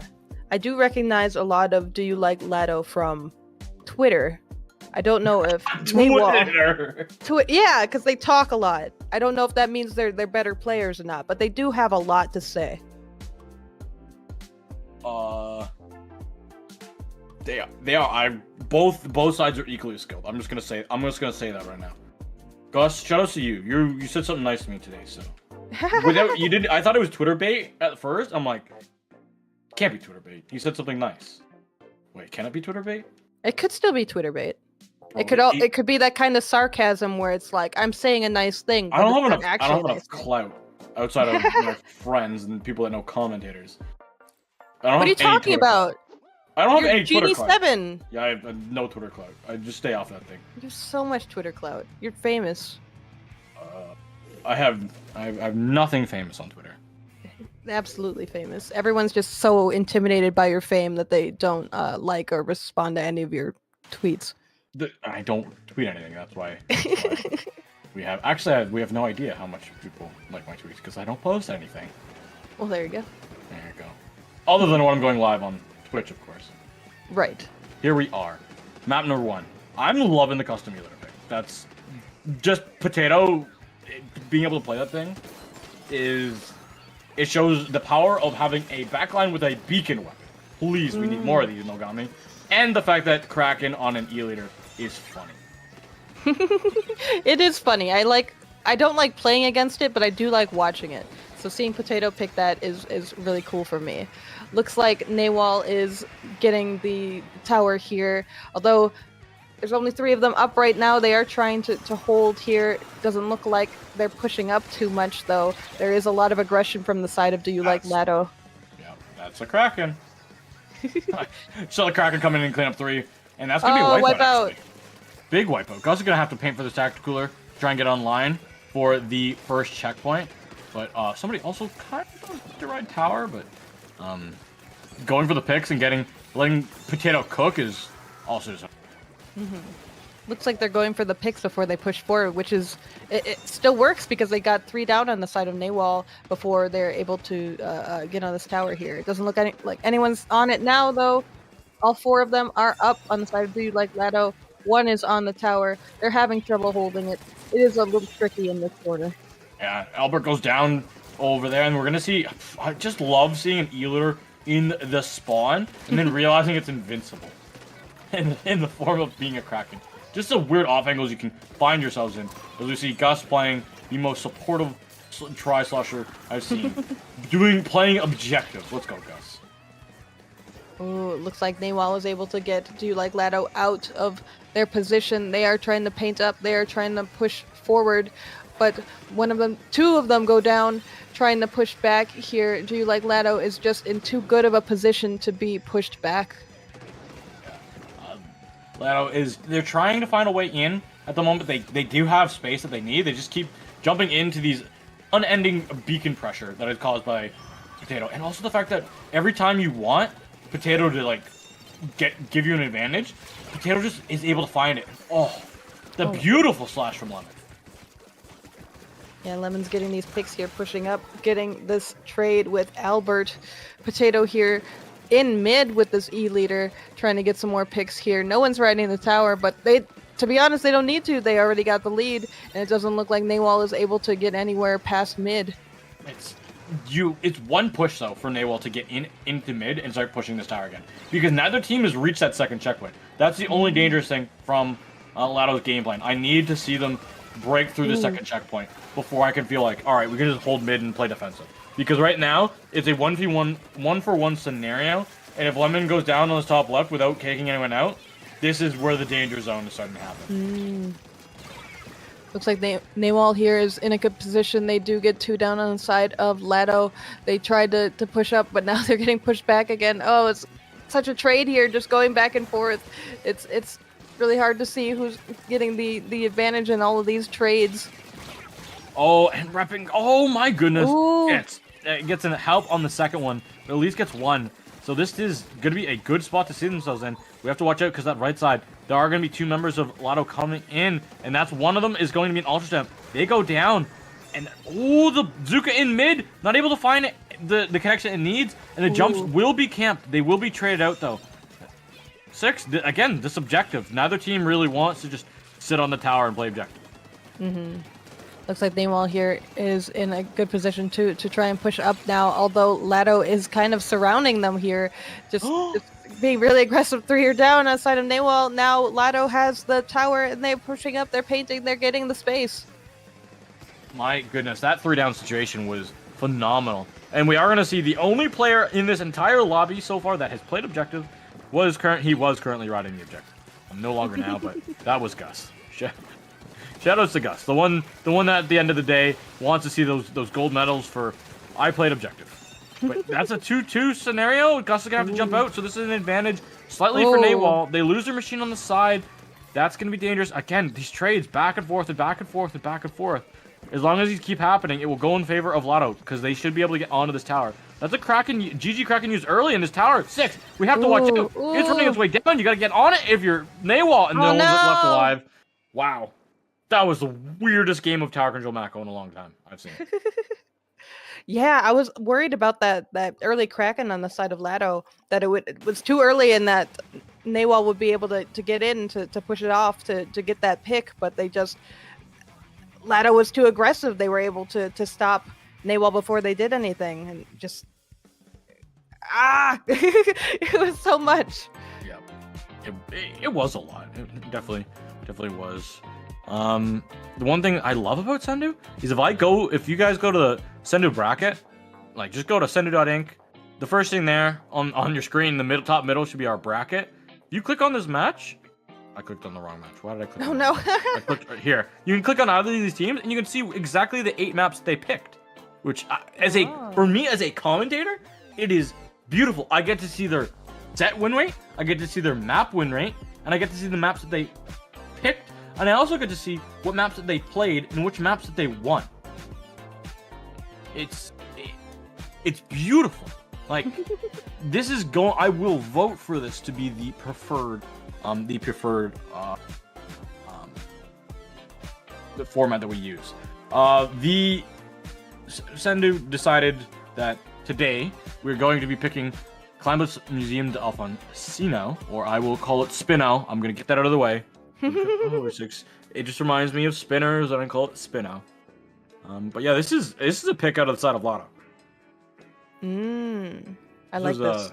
This is their map. Even though they won, that's the only thing that we have to be cautious of, is that it did not roll in Nawal's favor. No, unfortunately not. But I don't know. I feel like Clan Blitz on Museum is a pretty standard pick, so maybe Nawal has enough practice with it to come out on top in this one. I don't know. Doesn't seem to ever favor any one team. This is just a very good standard map mode. I would not be shocked to see the E-Liter matchup. That is one thing, because the E-Liters have no. We're not gonna see. We're gonna only see one. I'm gonna hop back onto the Kraken point. E-Liter has been a weapon that in the slow build-up phase of Clan Blitz can be in theory good. The problem with the old E-Liter was its kit was terrible on Clan Blitz. This one is beautiful on Clan Blitz. Your teammates can jump into the beacons around the map, which is super helpful in attacking cooler meta. And Kraken. Kraken cheese. Tastes good. That's fair, that's fair. I didn't really know how E-Liter with Kraken was going to work out for Clan Blitz, but I mean, as long as they can stay alive, as long as they can get the cheese and get out of there, then it should work fine. You just need to be in a more coordinated environment. If you queue up with you and a friend in Clan Blitz rotation on a flat map that E-Liter likes, like 2 flat maps, I will tell you, you will just keep winning those openings. Free. Absolutely free. But as we see that there's 2 power clams online, I already know exactly what's happening. Tactical Cooler is here. We're going to see... here goes the balls backwards. Ooh. And... oh, no. Too many members fell down. So we aren't going to be able to see this Kraken play. And the Kraken used in spawn, meaning there won't be a Kraken cheese play. This is going to be Kraken defense, which is also a very valuable piece of utility that not many people talk about. Yeah, and they got that wipeout with it, so yeah, they definitely used it to their advantage here. Latto now up on the enemy plat, getting paint down, trying to push forward. They've got 3 power clams in their possession. Let's see if they can score one of them here. Yeah, Lemon, they're gonna try and get that Ultra Stamp. They're not able to find anything, and Ooh, actually nobody's able to find anything. That's Latto. Full wipeout. that's amazing. They were in such a good position. They had gotten that wipeout. They pushed up. They painted. They just didn't find their advantage there to get all those power clams in. No, yeah, they just couldn't find the way to close that one down. Now they're gonna be playing on the back foot. This lead, though, I'm honestly not scared whatsoever because a lead of 60 points can be tied by a team with Kraken. That's true. Just off of one good coordinated push, with like minimal coordination compared to other strategies. So Ooh, not all did you that see worried. that Trizuka trade? Oh my goodness. Two goes down on the side of Latto. Looks like Nawal is in a good position to get another push. They just got to build a clam here. They're throwing clams. They're trying to build that power, but they get wiped out. That's 2 power clams on line, one being the pity, one being the power clam, which is currently running its way to the basket. That's going to be in. More clams will be able to follow this up. Here's 6. The Ultra Stamp is out. We have Kraken from Potato as well. 2 members go down, so it's just going to be Gus who's able to throw clams in. He throws in 1, but is most likely going to go down, and definitely will. Potato, you got to get out of there, and I don't think Potato will. No. Try to put the Beaker down. It's always a nice fading protect me.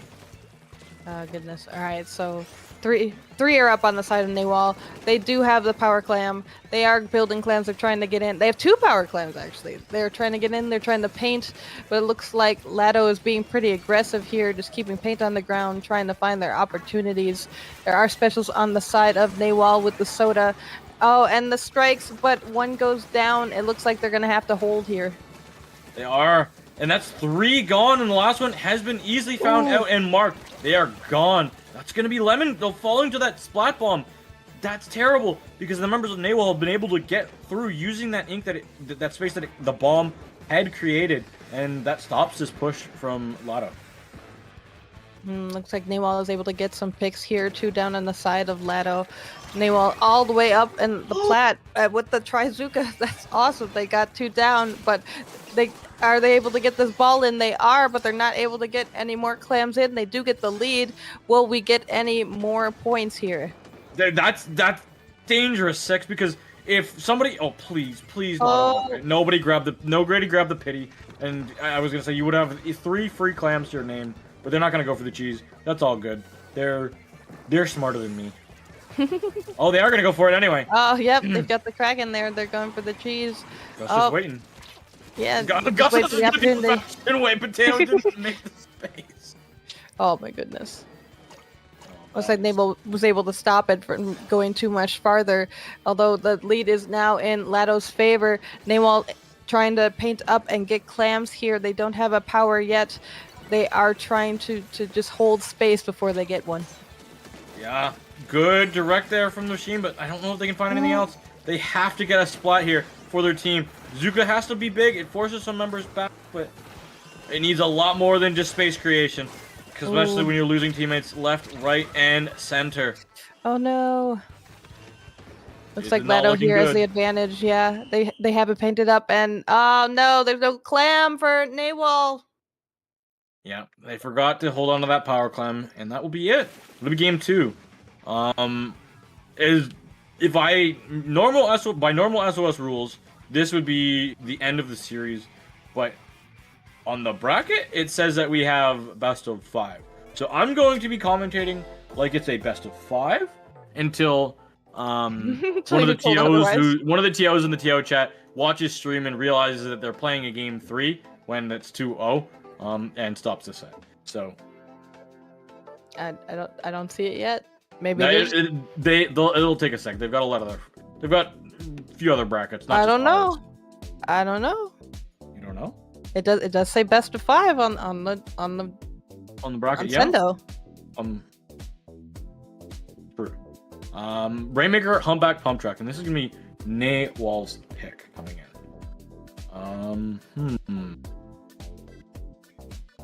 I'm trying to think of why in particular. I guess Gal's good here and Machine is good here. So that's something I do see. And also it's good Rainmaker map. Who doesn't love some biker jelly? I was thinking that we've seen this already tonight, and we have. This must just be a very well liked map mode. It is. Humpback Pump Track Rainmaker. But I remember a lot in Splatoon 2 that I feel like people didn't like it as much as they like it now. Is it because of the addition of the first checkpoint? Maybe. It's one. Yes, I would say the checkpoint helps it a lot, and also the fact of what you are playing against. End meta in Splatoon 2 was terrible on this map. it was like the epitome of absolutely atrocious with the amount of missiles and spam and LD, because how LDE works so much more oppressive in that game than it was in this game. It got nerfed. It got nerfed early on in this game. So like once you got a lead, you had to make sure that your lead won for you, or else you were just gonna get bomb spammed until the cats came out. So, and also Stingray armor. This game just feels like it works better. It feels like it flows a little bit better. There's more options to break it open, and there's also more ways to defend it. So, I'm glad that it improved instead of got worse. Yeah, they didn't really do much to it, but hey, you know what? It worked. They made the changes they needed to, and now it's much better. Oh, well, that's 3 gone. Ooh. Instantaneously. Already. And the only thing that's going to save Nawal is a Zuka. And a checkpoint, I guess. They have a checkpoint too. Well, Get your biker jellies ready, 6. Oh, they keep going down on the side of Nawal. They are trying to use their specials here. They Gus. stop Gus. Oh my goodness. Gus gets it to 4 already. We just got the 30 seconds into this match. And Lemon is just going. Lemon does not care. Lemon's about to make limes out of Nawal.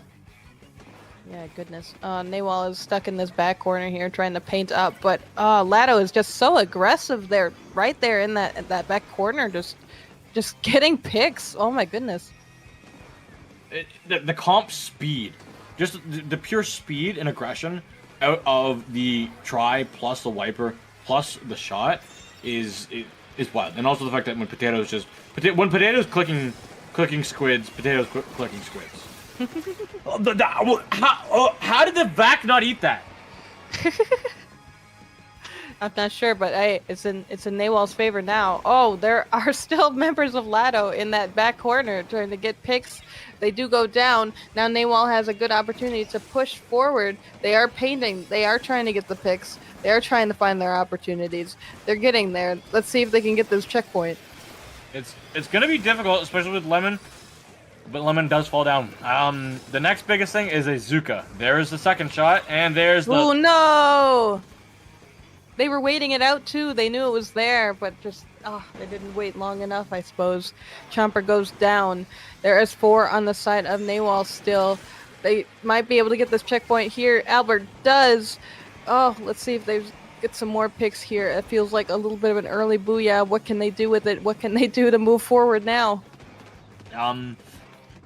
They gotta watch out for the Zuka. This defensive Zuka is gonna be out.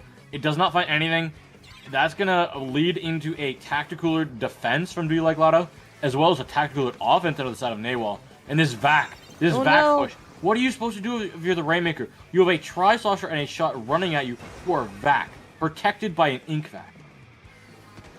There's not much you can do. Nawal's trying to keep their space in this corner. It's a little too hard. They're using specials. They're doing what they can. Gus goes down. Albert trying to get some more space here, trying to get some picks. The Rainmaker does get reset. Nawal trying to pop it desperately against this hammer from Lemon. Oh, Lemon goes down. They've got to watch out because the shot is on the side, and I don't think Albert knows, but the shot is going to jump out. There is a space to get in here, especially with Potato gone, because what's Gus going to do? Jump from the top ropes? I think that's exactly what Gus is going to do. Gotta absolutely seismic slam the Rainmaker. Chomper, watch out! Goodness. Watch out! Here it comes. Gus is gone though. Oh my goodness! Oh my goodness! Oh my goodness! No way! Chomper, get there! Chomper! Oh no! Chomper was so close. Oh my goodness! He was really lasting there, just on the side of the Rainmaker where Latto couldn't reach him. This is gonna pop. Rainmaker's gonna be able to grab this. Nope. Oh no! Potato's there. 1 point. 1 point. That's a lead. has a lead. Now Latto has to get the knockout, I guess. They have to get the Rainmaker in the pedestal, otherwise they are not going to win this one. I have a sick genie sense. Gus is gonna cancel me on Twitter if I get this wrong. But I feel like Latto's got this because their weapons and their specials they can use, and what I've seen from them, the lead of 1 is not safe. It is not. This is 1 Ultra Stamp from Lemon away from being a knockout. See if I could bet points, and I can't because it's already too late. But I would vote on Nawal. I think that's a good lead. I think they can hold this. They're seeming aggressive. They're seeming like they can do this. They're working really hard. We're gonna have one of those betting squid bet sites. Oh, sorry, Nine. I outed you. That thing's been around since 2016. Oh my goodness. No, not actually. But. Yeah, don't say that. Gonna get him in trouble for nothing. But yeah, I'm definitely seeing an opportunity here.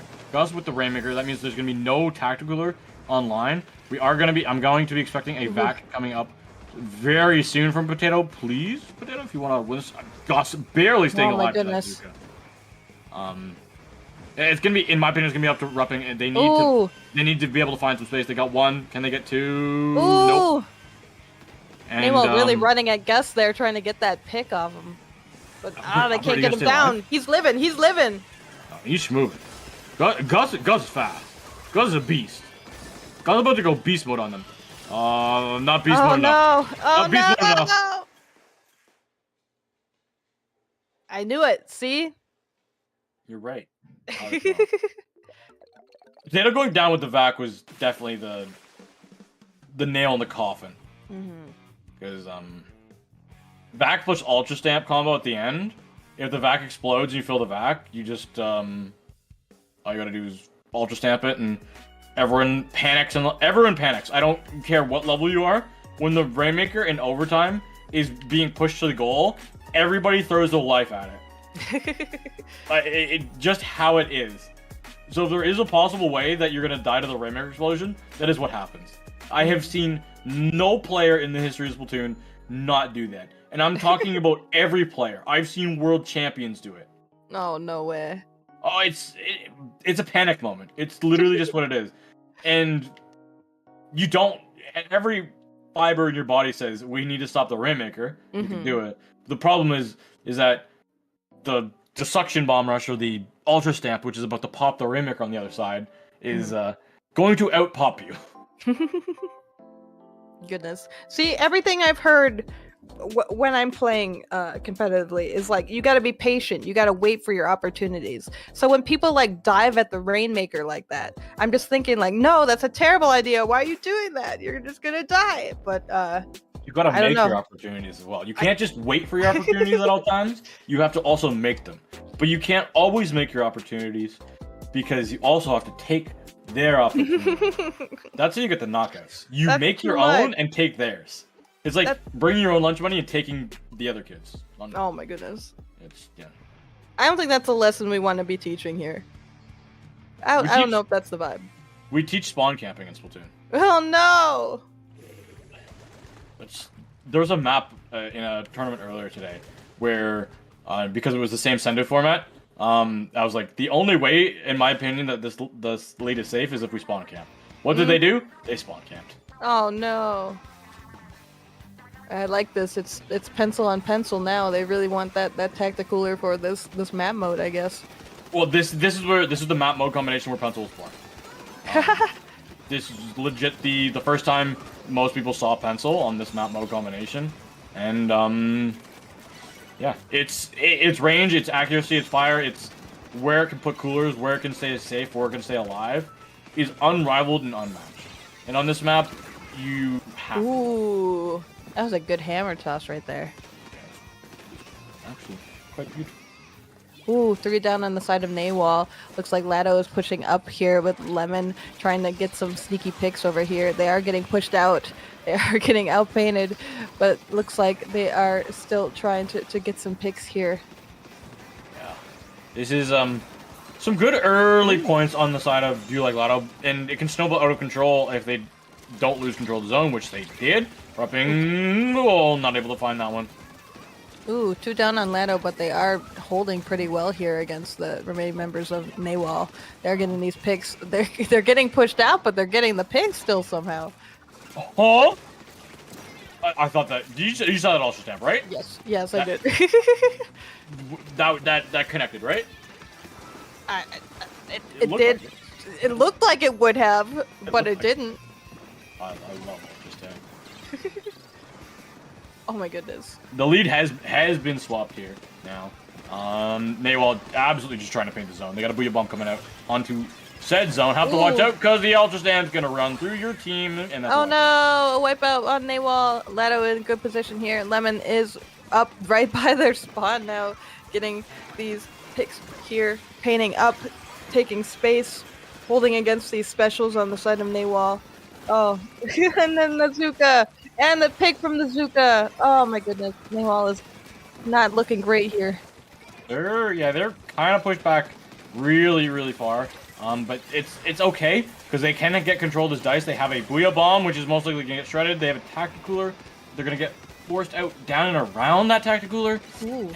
I'm worried because Latto, they are one push away from knocking this thing out and getting the victory in the series. Albert has to go big here. You cannot fall here. You cannot fall now. Your team needs you. Their team is able to support around them. They stayed alive perfectly. Got a special off as well. Beautiful play from Albert on the 52 gal. That go, doesn't matter Albert. if they go down to lemon. They did everything they needed to hold the space on the front line. Ah, goodness. Latto has control of the zone for right now. Oh, but Nawal able to neutralize it, trying to paint it up, trying to get it to go back. There is such a scuffle right here in mid, just trying to keep paint constantly. Looks like Nawal does get control for a little bit, giving the penalty to Latto. Oh, there's so much painting to go down on the side of Nawal. Oh, and Latto's gonna take that advantage and push up here. Yeah, this is, again, Latto, they have just, overall, been the ones that have been punishing what Nawal is doing more often than not. Because Nawal is waiting and sitting back, but they're making mistakes when they're waiting and sitting back. And it's just, I'm finding that Latto, they are jumping so aggressively that they have just more of these fights. And these 0.6, they're going a little bit low for my liking. Ooh. Ooh, this is a good opportunity for Nawal. They are they have the opportunity here. They're in mid. They're trying to get paint down. They're getting these picks. But they're not able to paint the zone at all. Latto's just too far pushed up. They are. This is gonna be close. You have to paint the zone here and now if you want to stay in it. They do. They do. Oh no. But they cost them everything. Those Zuka shots getting 3 down, and now the pencil had to jump out. Now Latto is right here, right on their ramp, taking the space, stopping Nawal from getting anywhere near the zone. Yes, Potato. They're gonna get some shots down here as well, just to suppress. And also, they gotta be really close to getting this tactical online so they can get this down for their team. There it goes. I thought it got eaten by a Booyah Bomb, but then I remembered it doesn't. Yes, it's invincible. It cannot get eaten. But other than the tower and the zone, it's ticking down. It's all the way to 2 here, 6. Can they Ooh. hold on? Can Latto hold on? And they do. Ooh. They get re-control of the zone and knock this game out. Wow. That was such a good knockout. And so close to the end of the timer, it was like what was going to win it first, you know? But Latto, they got that knockout. They worked hard for it, and I'm glad that they got it. I am too. They worked hard at the series, and they proved to Nawal that they are the better team today. And yeah, that was honestly a really good match. A really good match. I like the best of 5 in the semis. Gives us more time to see these teams. True. It's something new, I suppose. I wonder if they're gonna keep doing that. But cool for me. More for me to commentate. Yeah. I played in the last Osmosis, so like I should remember if they changed it earlier, but I'm pretty sure this is a new queue. First, nobody said anything different yet. We don't know. We just know that they did best of 5, and we were here and we witnessed it. You know. That's all we know. And We will be having our finals match Whoa. soon.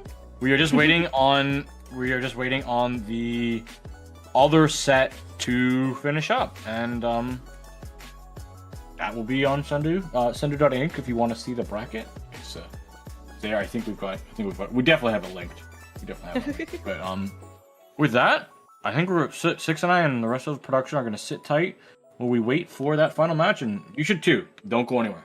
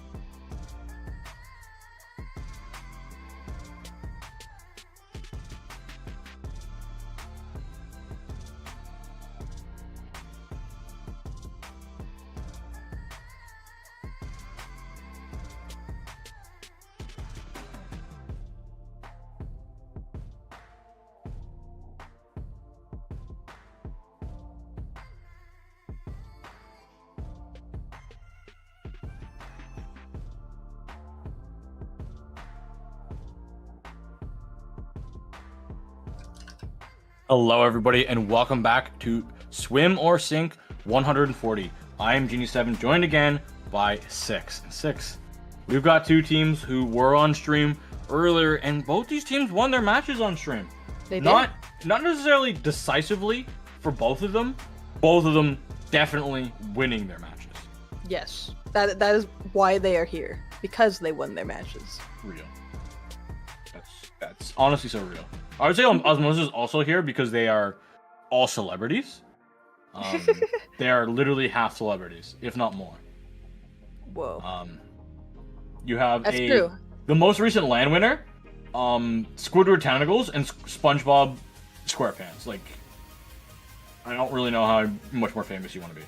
That's true. Like, what do we need? Do we need to be? Do we need to be Elvis or? Well, I mean, to be fair, I did say that I saw a lot of Latto on Twitter, and I don't remember SpongeBob having a Twitter account. So. You saw the You literally saw the SpongeBob tweet earlier. You Yeah, said that to me. a tweet. He himself does not have a Twitter. Bro, I'm looking up right now how many Twitter followers SpongeBob SquarePants, the SpongeBob SquarePants He's has. SpongeBob SquarePants. Does he have a Twitter account? I don't think. Do Yeah. cartoon characters have Twitter accounts? Nickelodeon does, probably. Yeah, that's different. I'm talking about the SpongeBob, the guy. Let me get that for you. We'll We'll get there. right now. Oh We'll my get goodness. there. We'll get there. All right, but he does No. 2.7 million followers. No, Yup. and I didn't know. I'm gonna go follow SpongeBob, I guess. No. Was it at SpongeBob? It's literally just at SpongeBob. Oh my goodness, I'm surprised that was still available. Probably paid for, because I remember Elon bullied some people who had accounts that were like things, to make sure that people who paid him money got what they wanted. That makes sense. So yeah, the person whose Twitter handle was originally just X, they literally just gave him $1,000 and said, "Thank you for giving us X, the name." But yeah, anyway, I do hear the game, which means it is game time. Game time. Woo! Ooh, we got the funny leader. Is that what I just saw? We do Yup. got. Oh yeah, the funny leader from Potato again. Let's go. Doing it on this map mode again. Mako Mart. Fab swapped off, so they're no longer Squidward. No. Nah, Osmosis is losing. Osmosis is losing. Anyone that bet on Osmosis, they're automatically losing the tournament now. Because Squidward needed to be on the team. Now that Squidward is not, they're going to lose. Squidward literally said, "Oh, the Krusty Krab is closed. I'm leaving. I'm literally leaving. I don't." Well, you need know to what? stay here." That fits. This is That lore seems accurate. like Squidward would do that. Literally lore accurate statement. It is a canon event after all. True. But yeah, the early tower push is going to be coming out on the side of Do You Like Latto? And early it is, because they do not have anything other than touching the first checkpoint. They do have some nice Ooh. splats to follow it up. If they can find this pencil splat, that'll be good. And again, Gus, the MVP, just riding that tower like Gus not holding gonna- it again. Hold it I'm glad down. you didn't finish the sentence. It looks like SpongeBob is pushing Gus off of this tower, though, just being really aggressive. Now the rest of Osmosis is following up with that, though we do see the Kraken from Potato getting Len here. Oh, I'm getting these picks, and Osmosis is wiped out. Oh my goodness. I have not seen a team with Len on it be this thrashed on a tower control map like this in a while. The last time I've seen a team do this to a team with Len, I'm pretty sure it was Jackpot. So Oh my goodness. that is saying. Oh something my right now. goodness. Do You Like Latto is controlling this game. They have a technical online, should be good, and also Potato's dangerously close to this crack. Ooh. And not gonna be able to use it. Wait, the tower, please. Oh. Okay, good. Whew, I was worried it was gonna slide into the goal. Worried? Ah, they would have deserved it. Latto is doing really well here. They have 3 up now. That Kraken coming up from Potato again, chasing Zenith away from mid. They are holding on here though, getting these well, not picks yet, almost picks. They are painting. Yep. That's a beautiful shot from Potato. Oh, Potato. Ooh. Potato. And it's That just was- Potato too. Just Potato out there defending all that space and still able to hold it as one player. That's amazing. Len's able to at least combo there to take out Lemon. It's just this big bubbler being on the top right. It's great to hold this big bubbler there, but the only problem with your big bubbler against a whole bunch of weapons with bombs, actually now that I see it, it's only just a shot that has a lethal bomb in that boom. Is you can't really walk in front of it if you want to chase somebody down because you're going to get a suction bomb off that shield. And oh, Lemon, Lemon is just so aggressive all the time, and they're just dicing up the competition. They do go down there though. It looks like it is 2-3 for Osmosis with their 3 up, trying to paint here, trying to get control of mid, trying to find a good opportunity to try another push, but they're just not finding it. Looks like Latto is being pretty aggressive here. Oh, do go down though, and it looks like Osmosis is taking this tower here.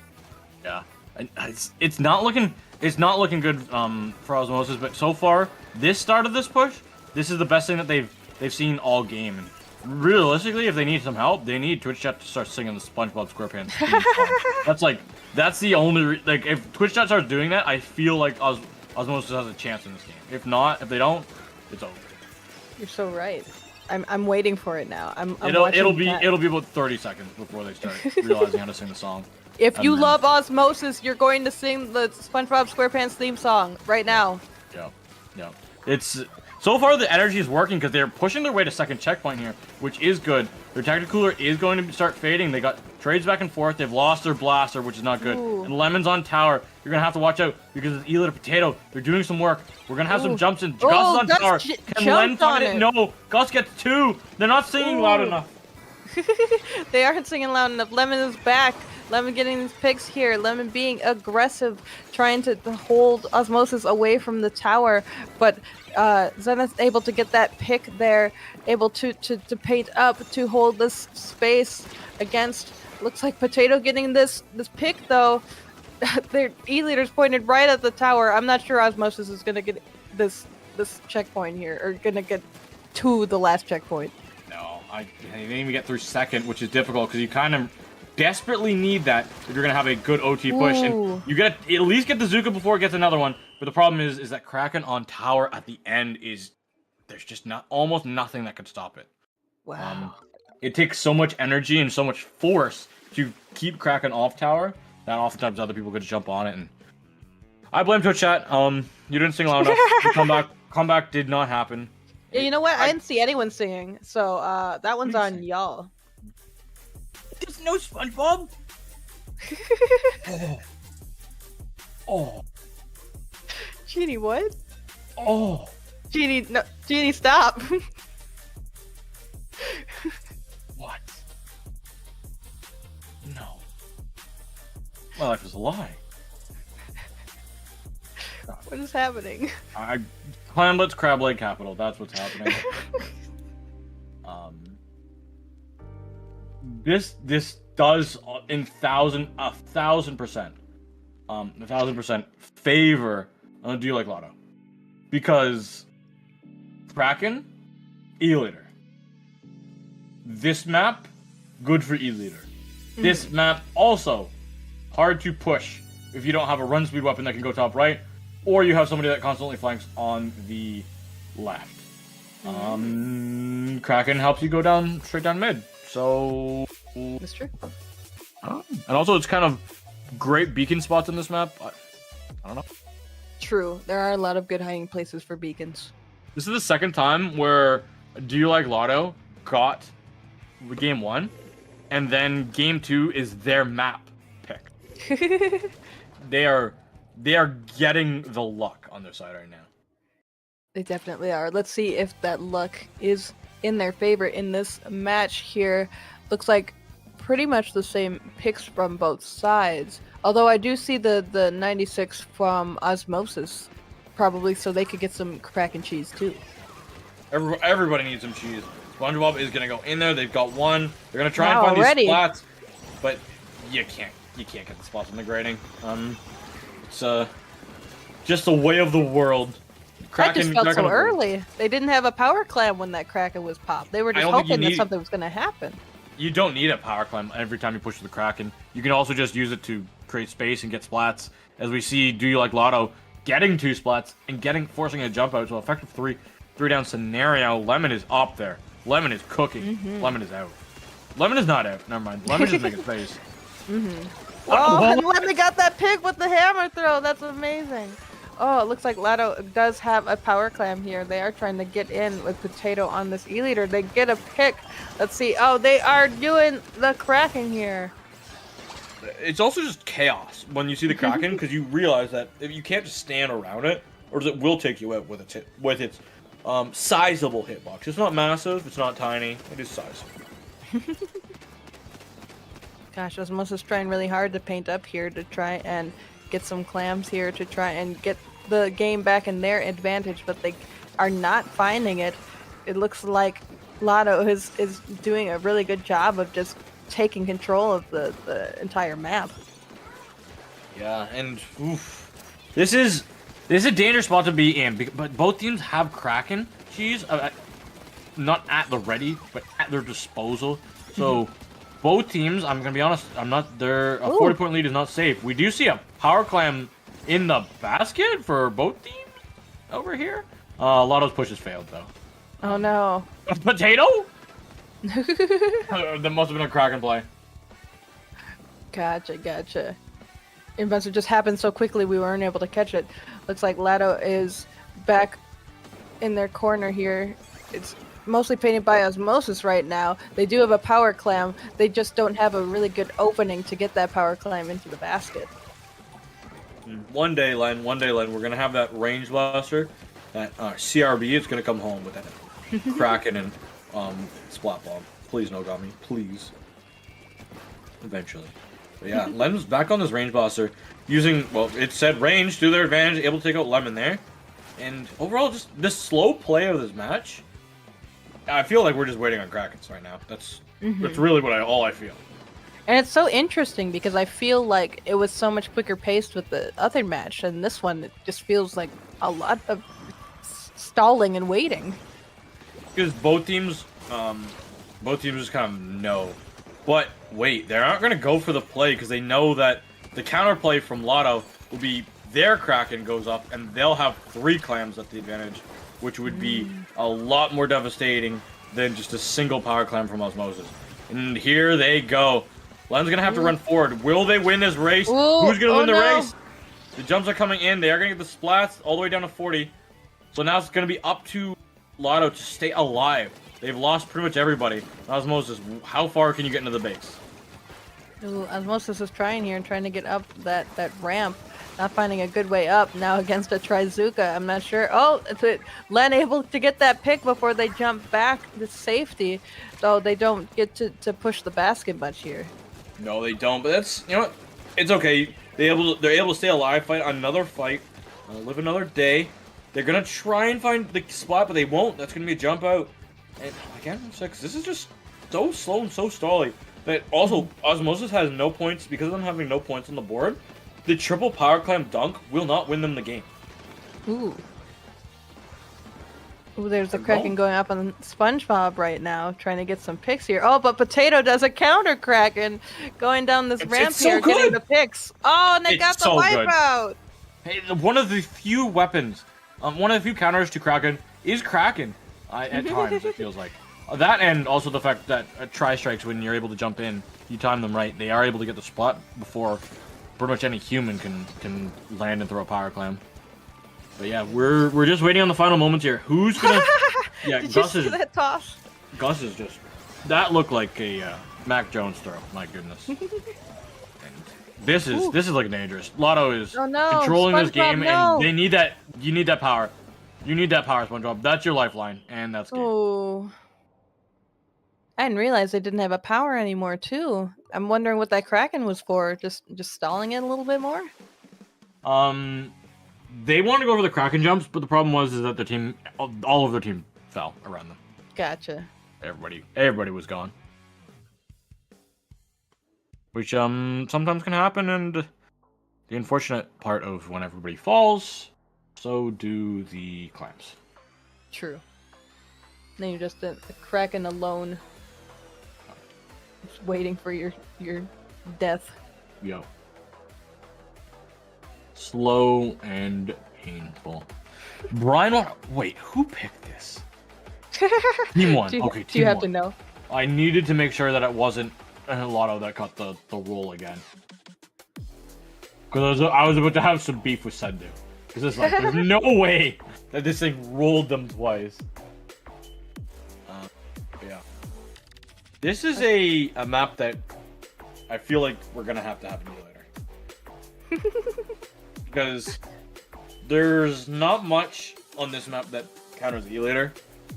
The only weapon that I've ever seen had success that you can be like, yeah, I'm not gonna play leader, was when this map came out, was Missiles Wiper and Reflux.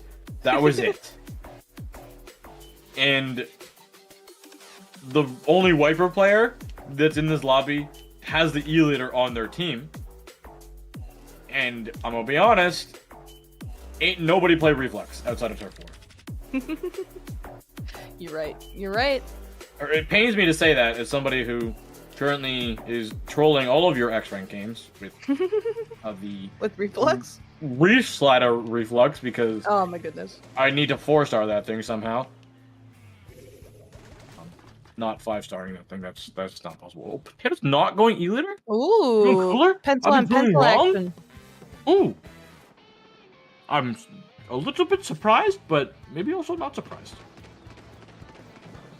I do not know. Ooh, looks like pretty standard picks from both teams with their weapons. Yep.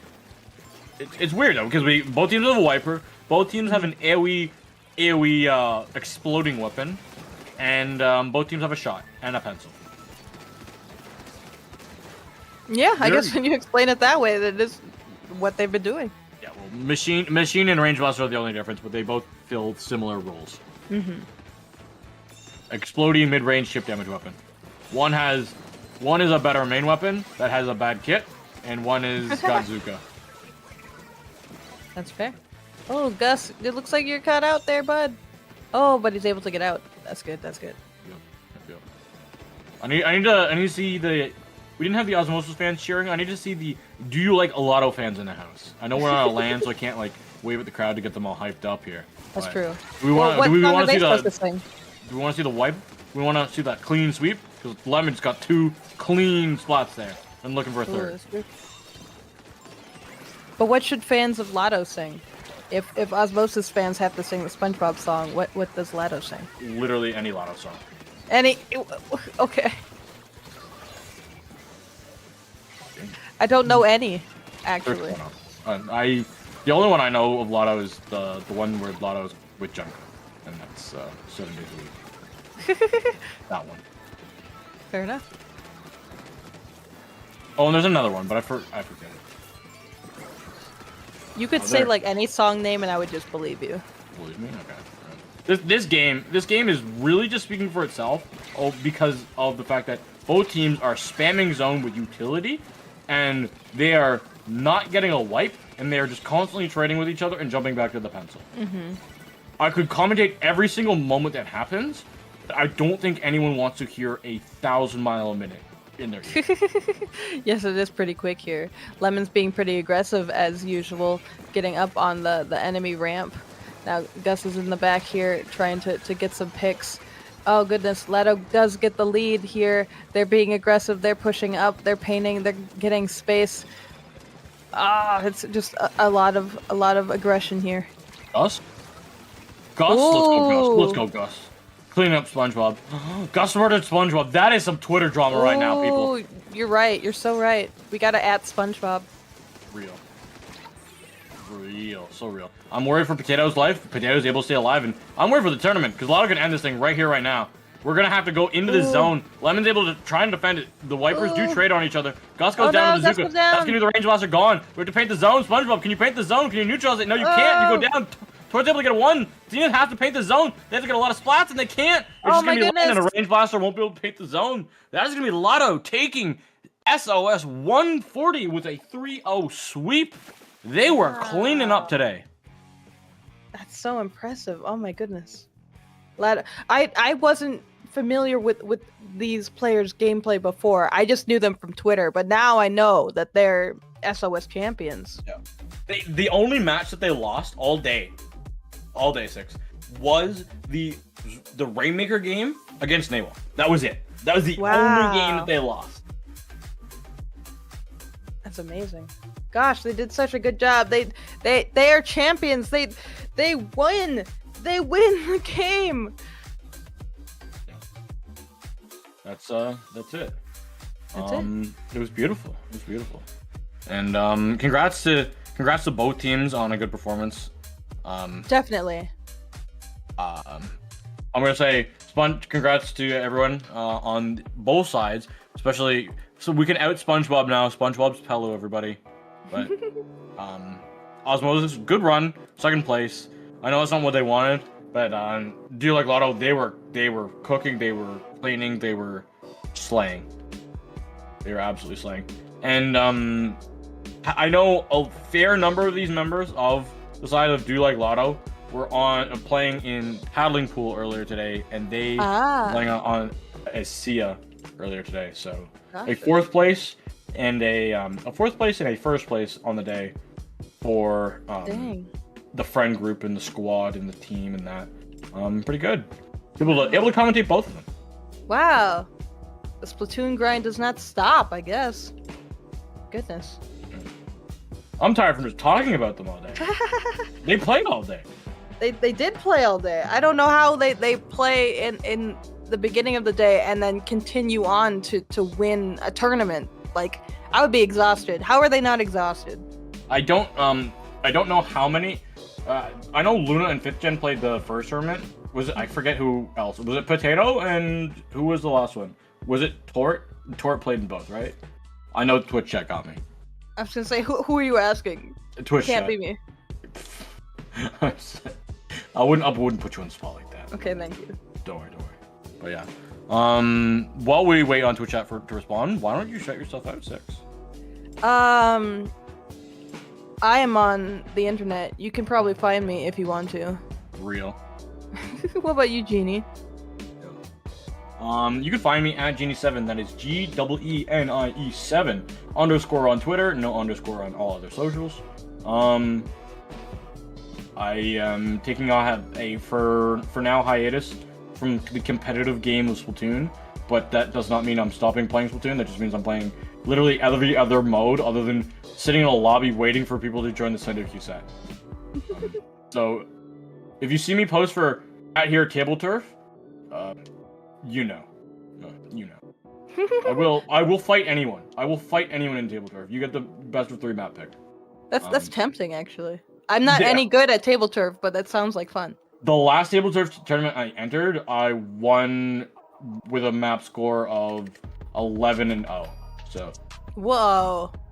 So you're like a pro now. No, I'm not a pro. I did not play any pros. It was a competitive tournament with competitive players playing table turf. These aren't table turf players. I don't know. It sounds pretty pro to me. Real. But yeah, with that, everybody, gotta say thank you, Pipe Dream, for shout out stream. Pipe Dream the goat.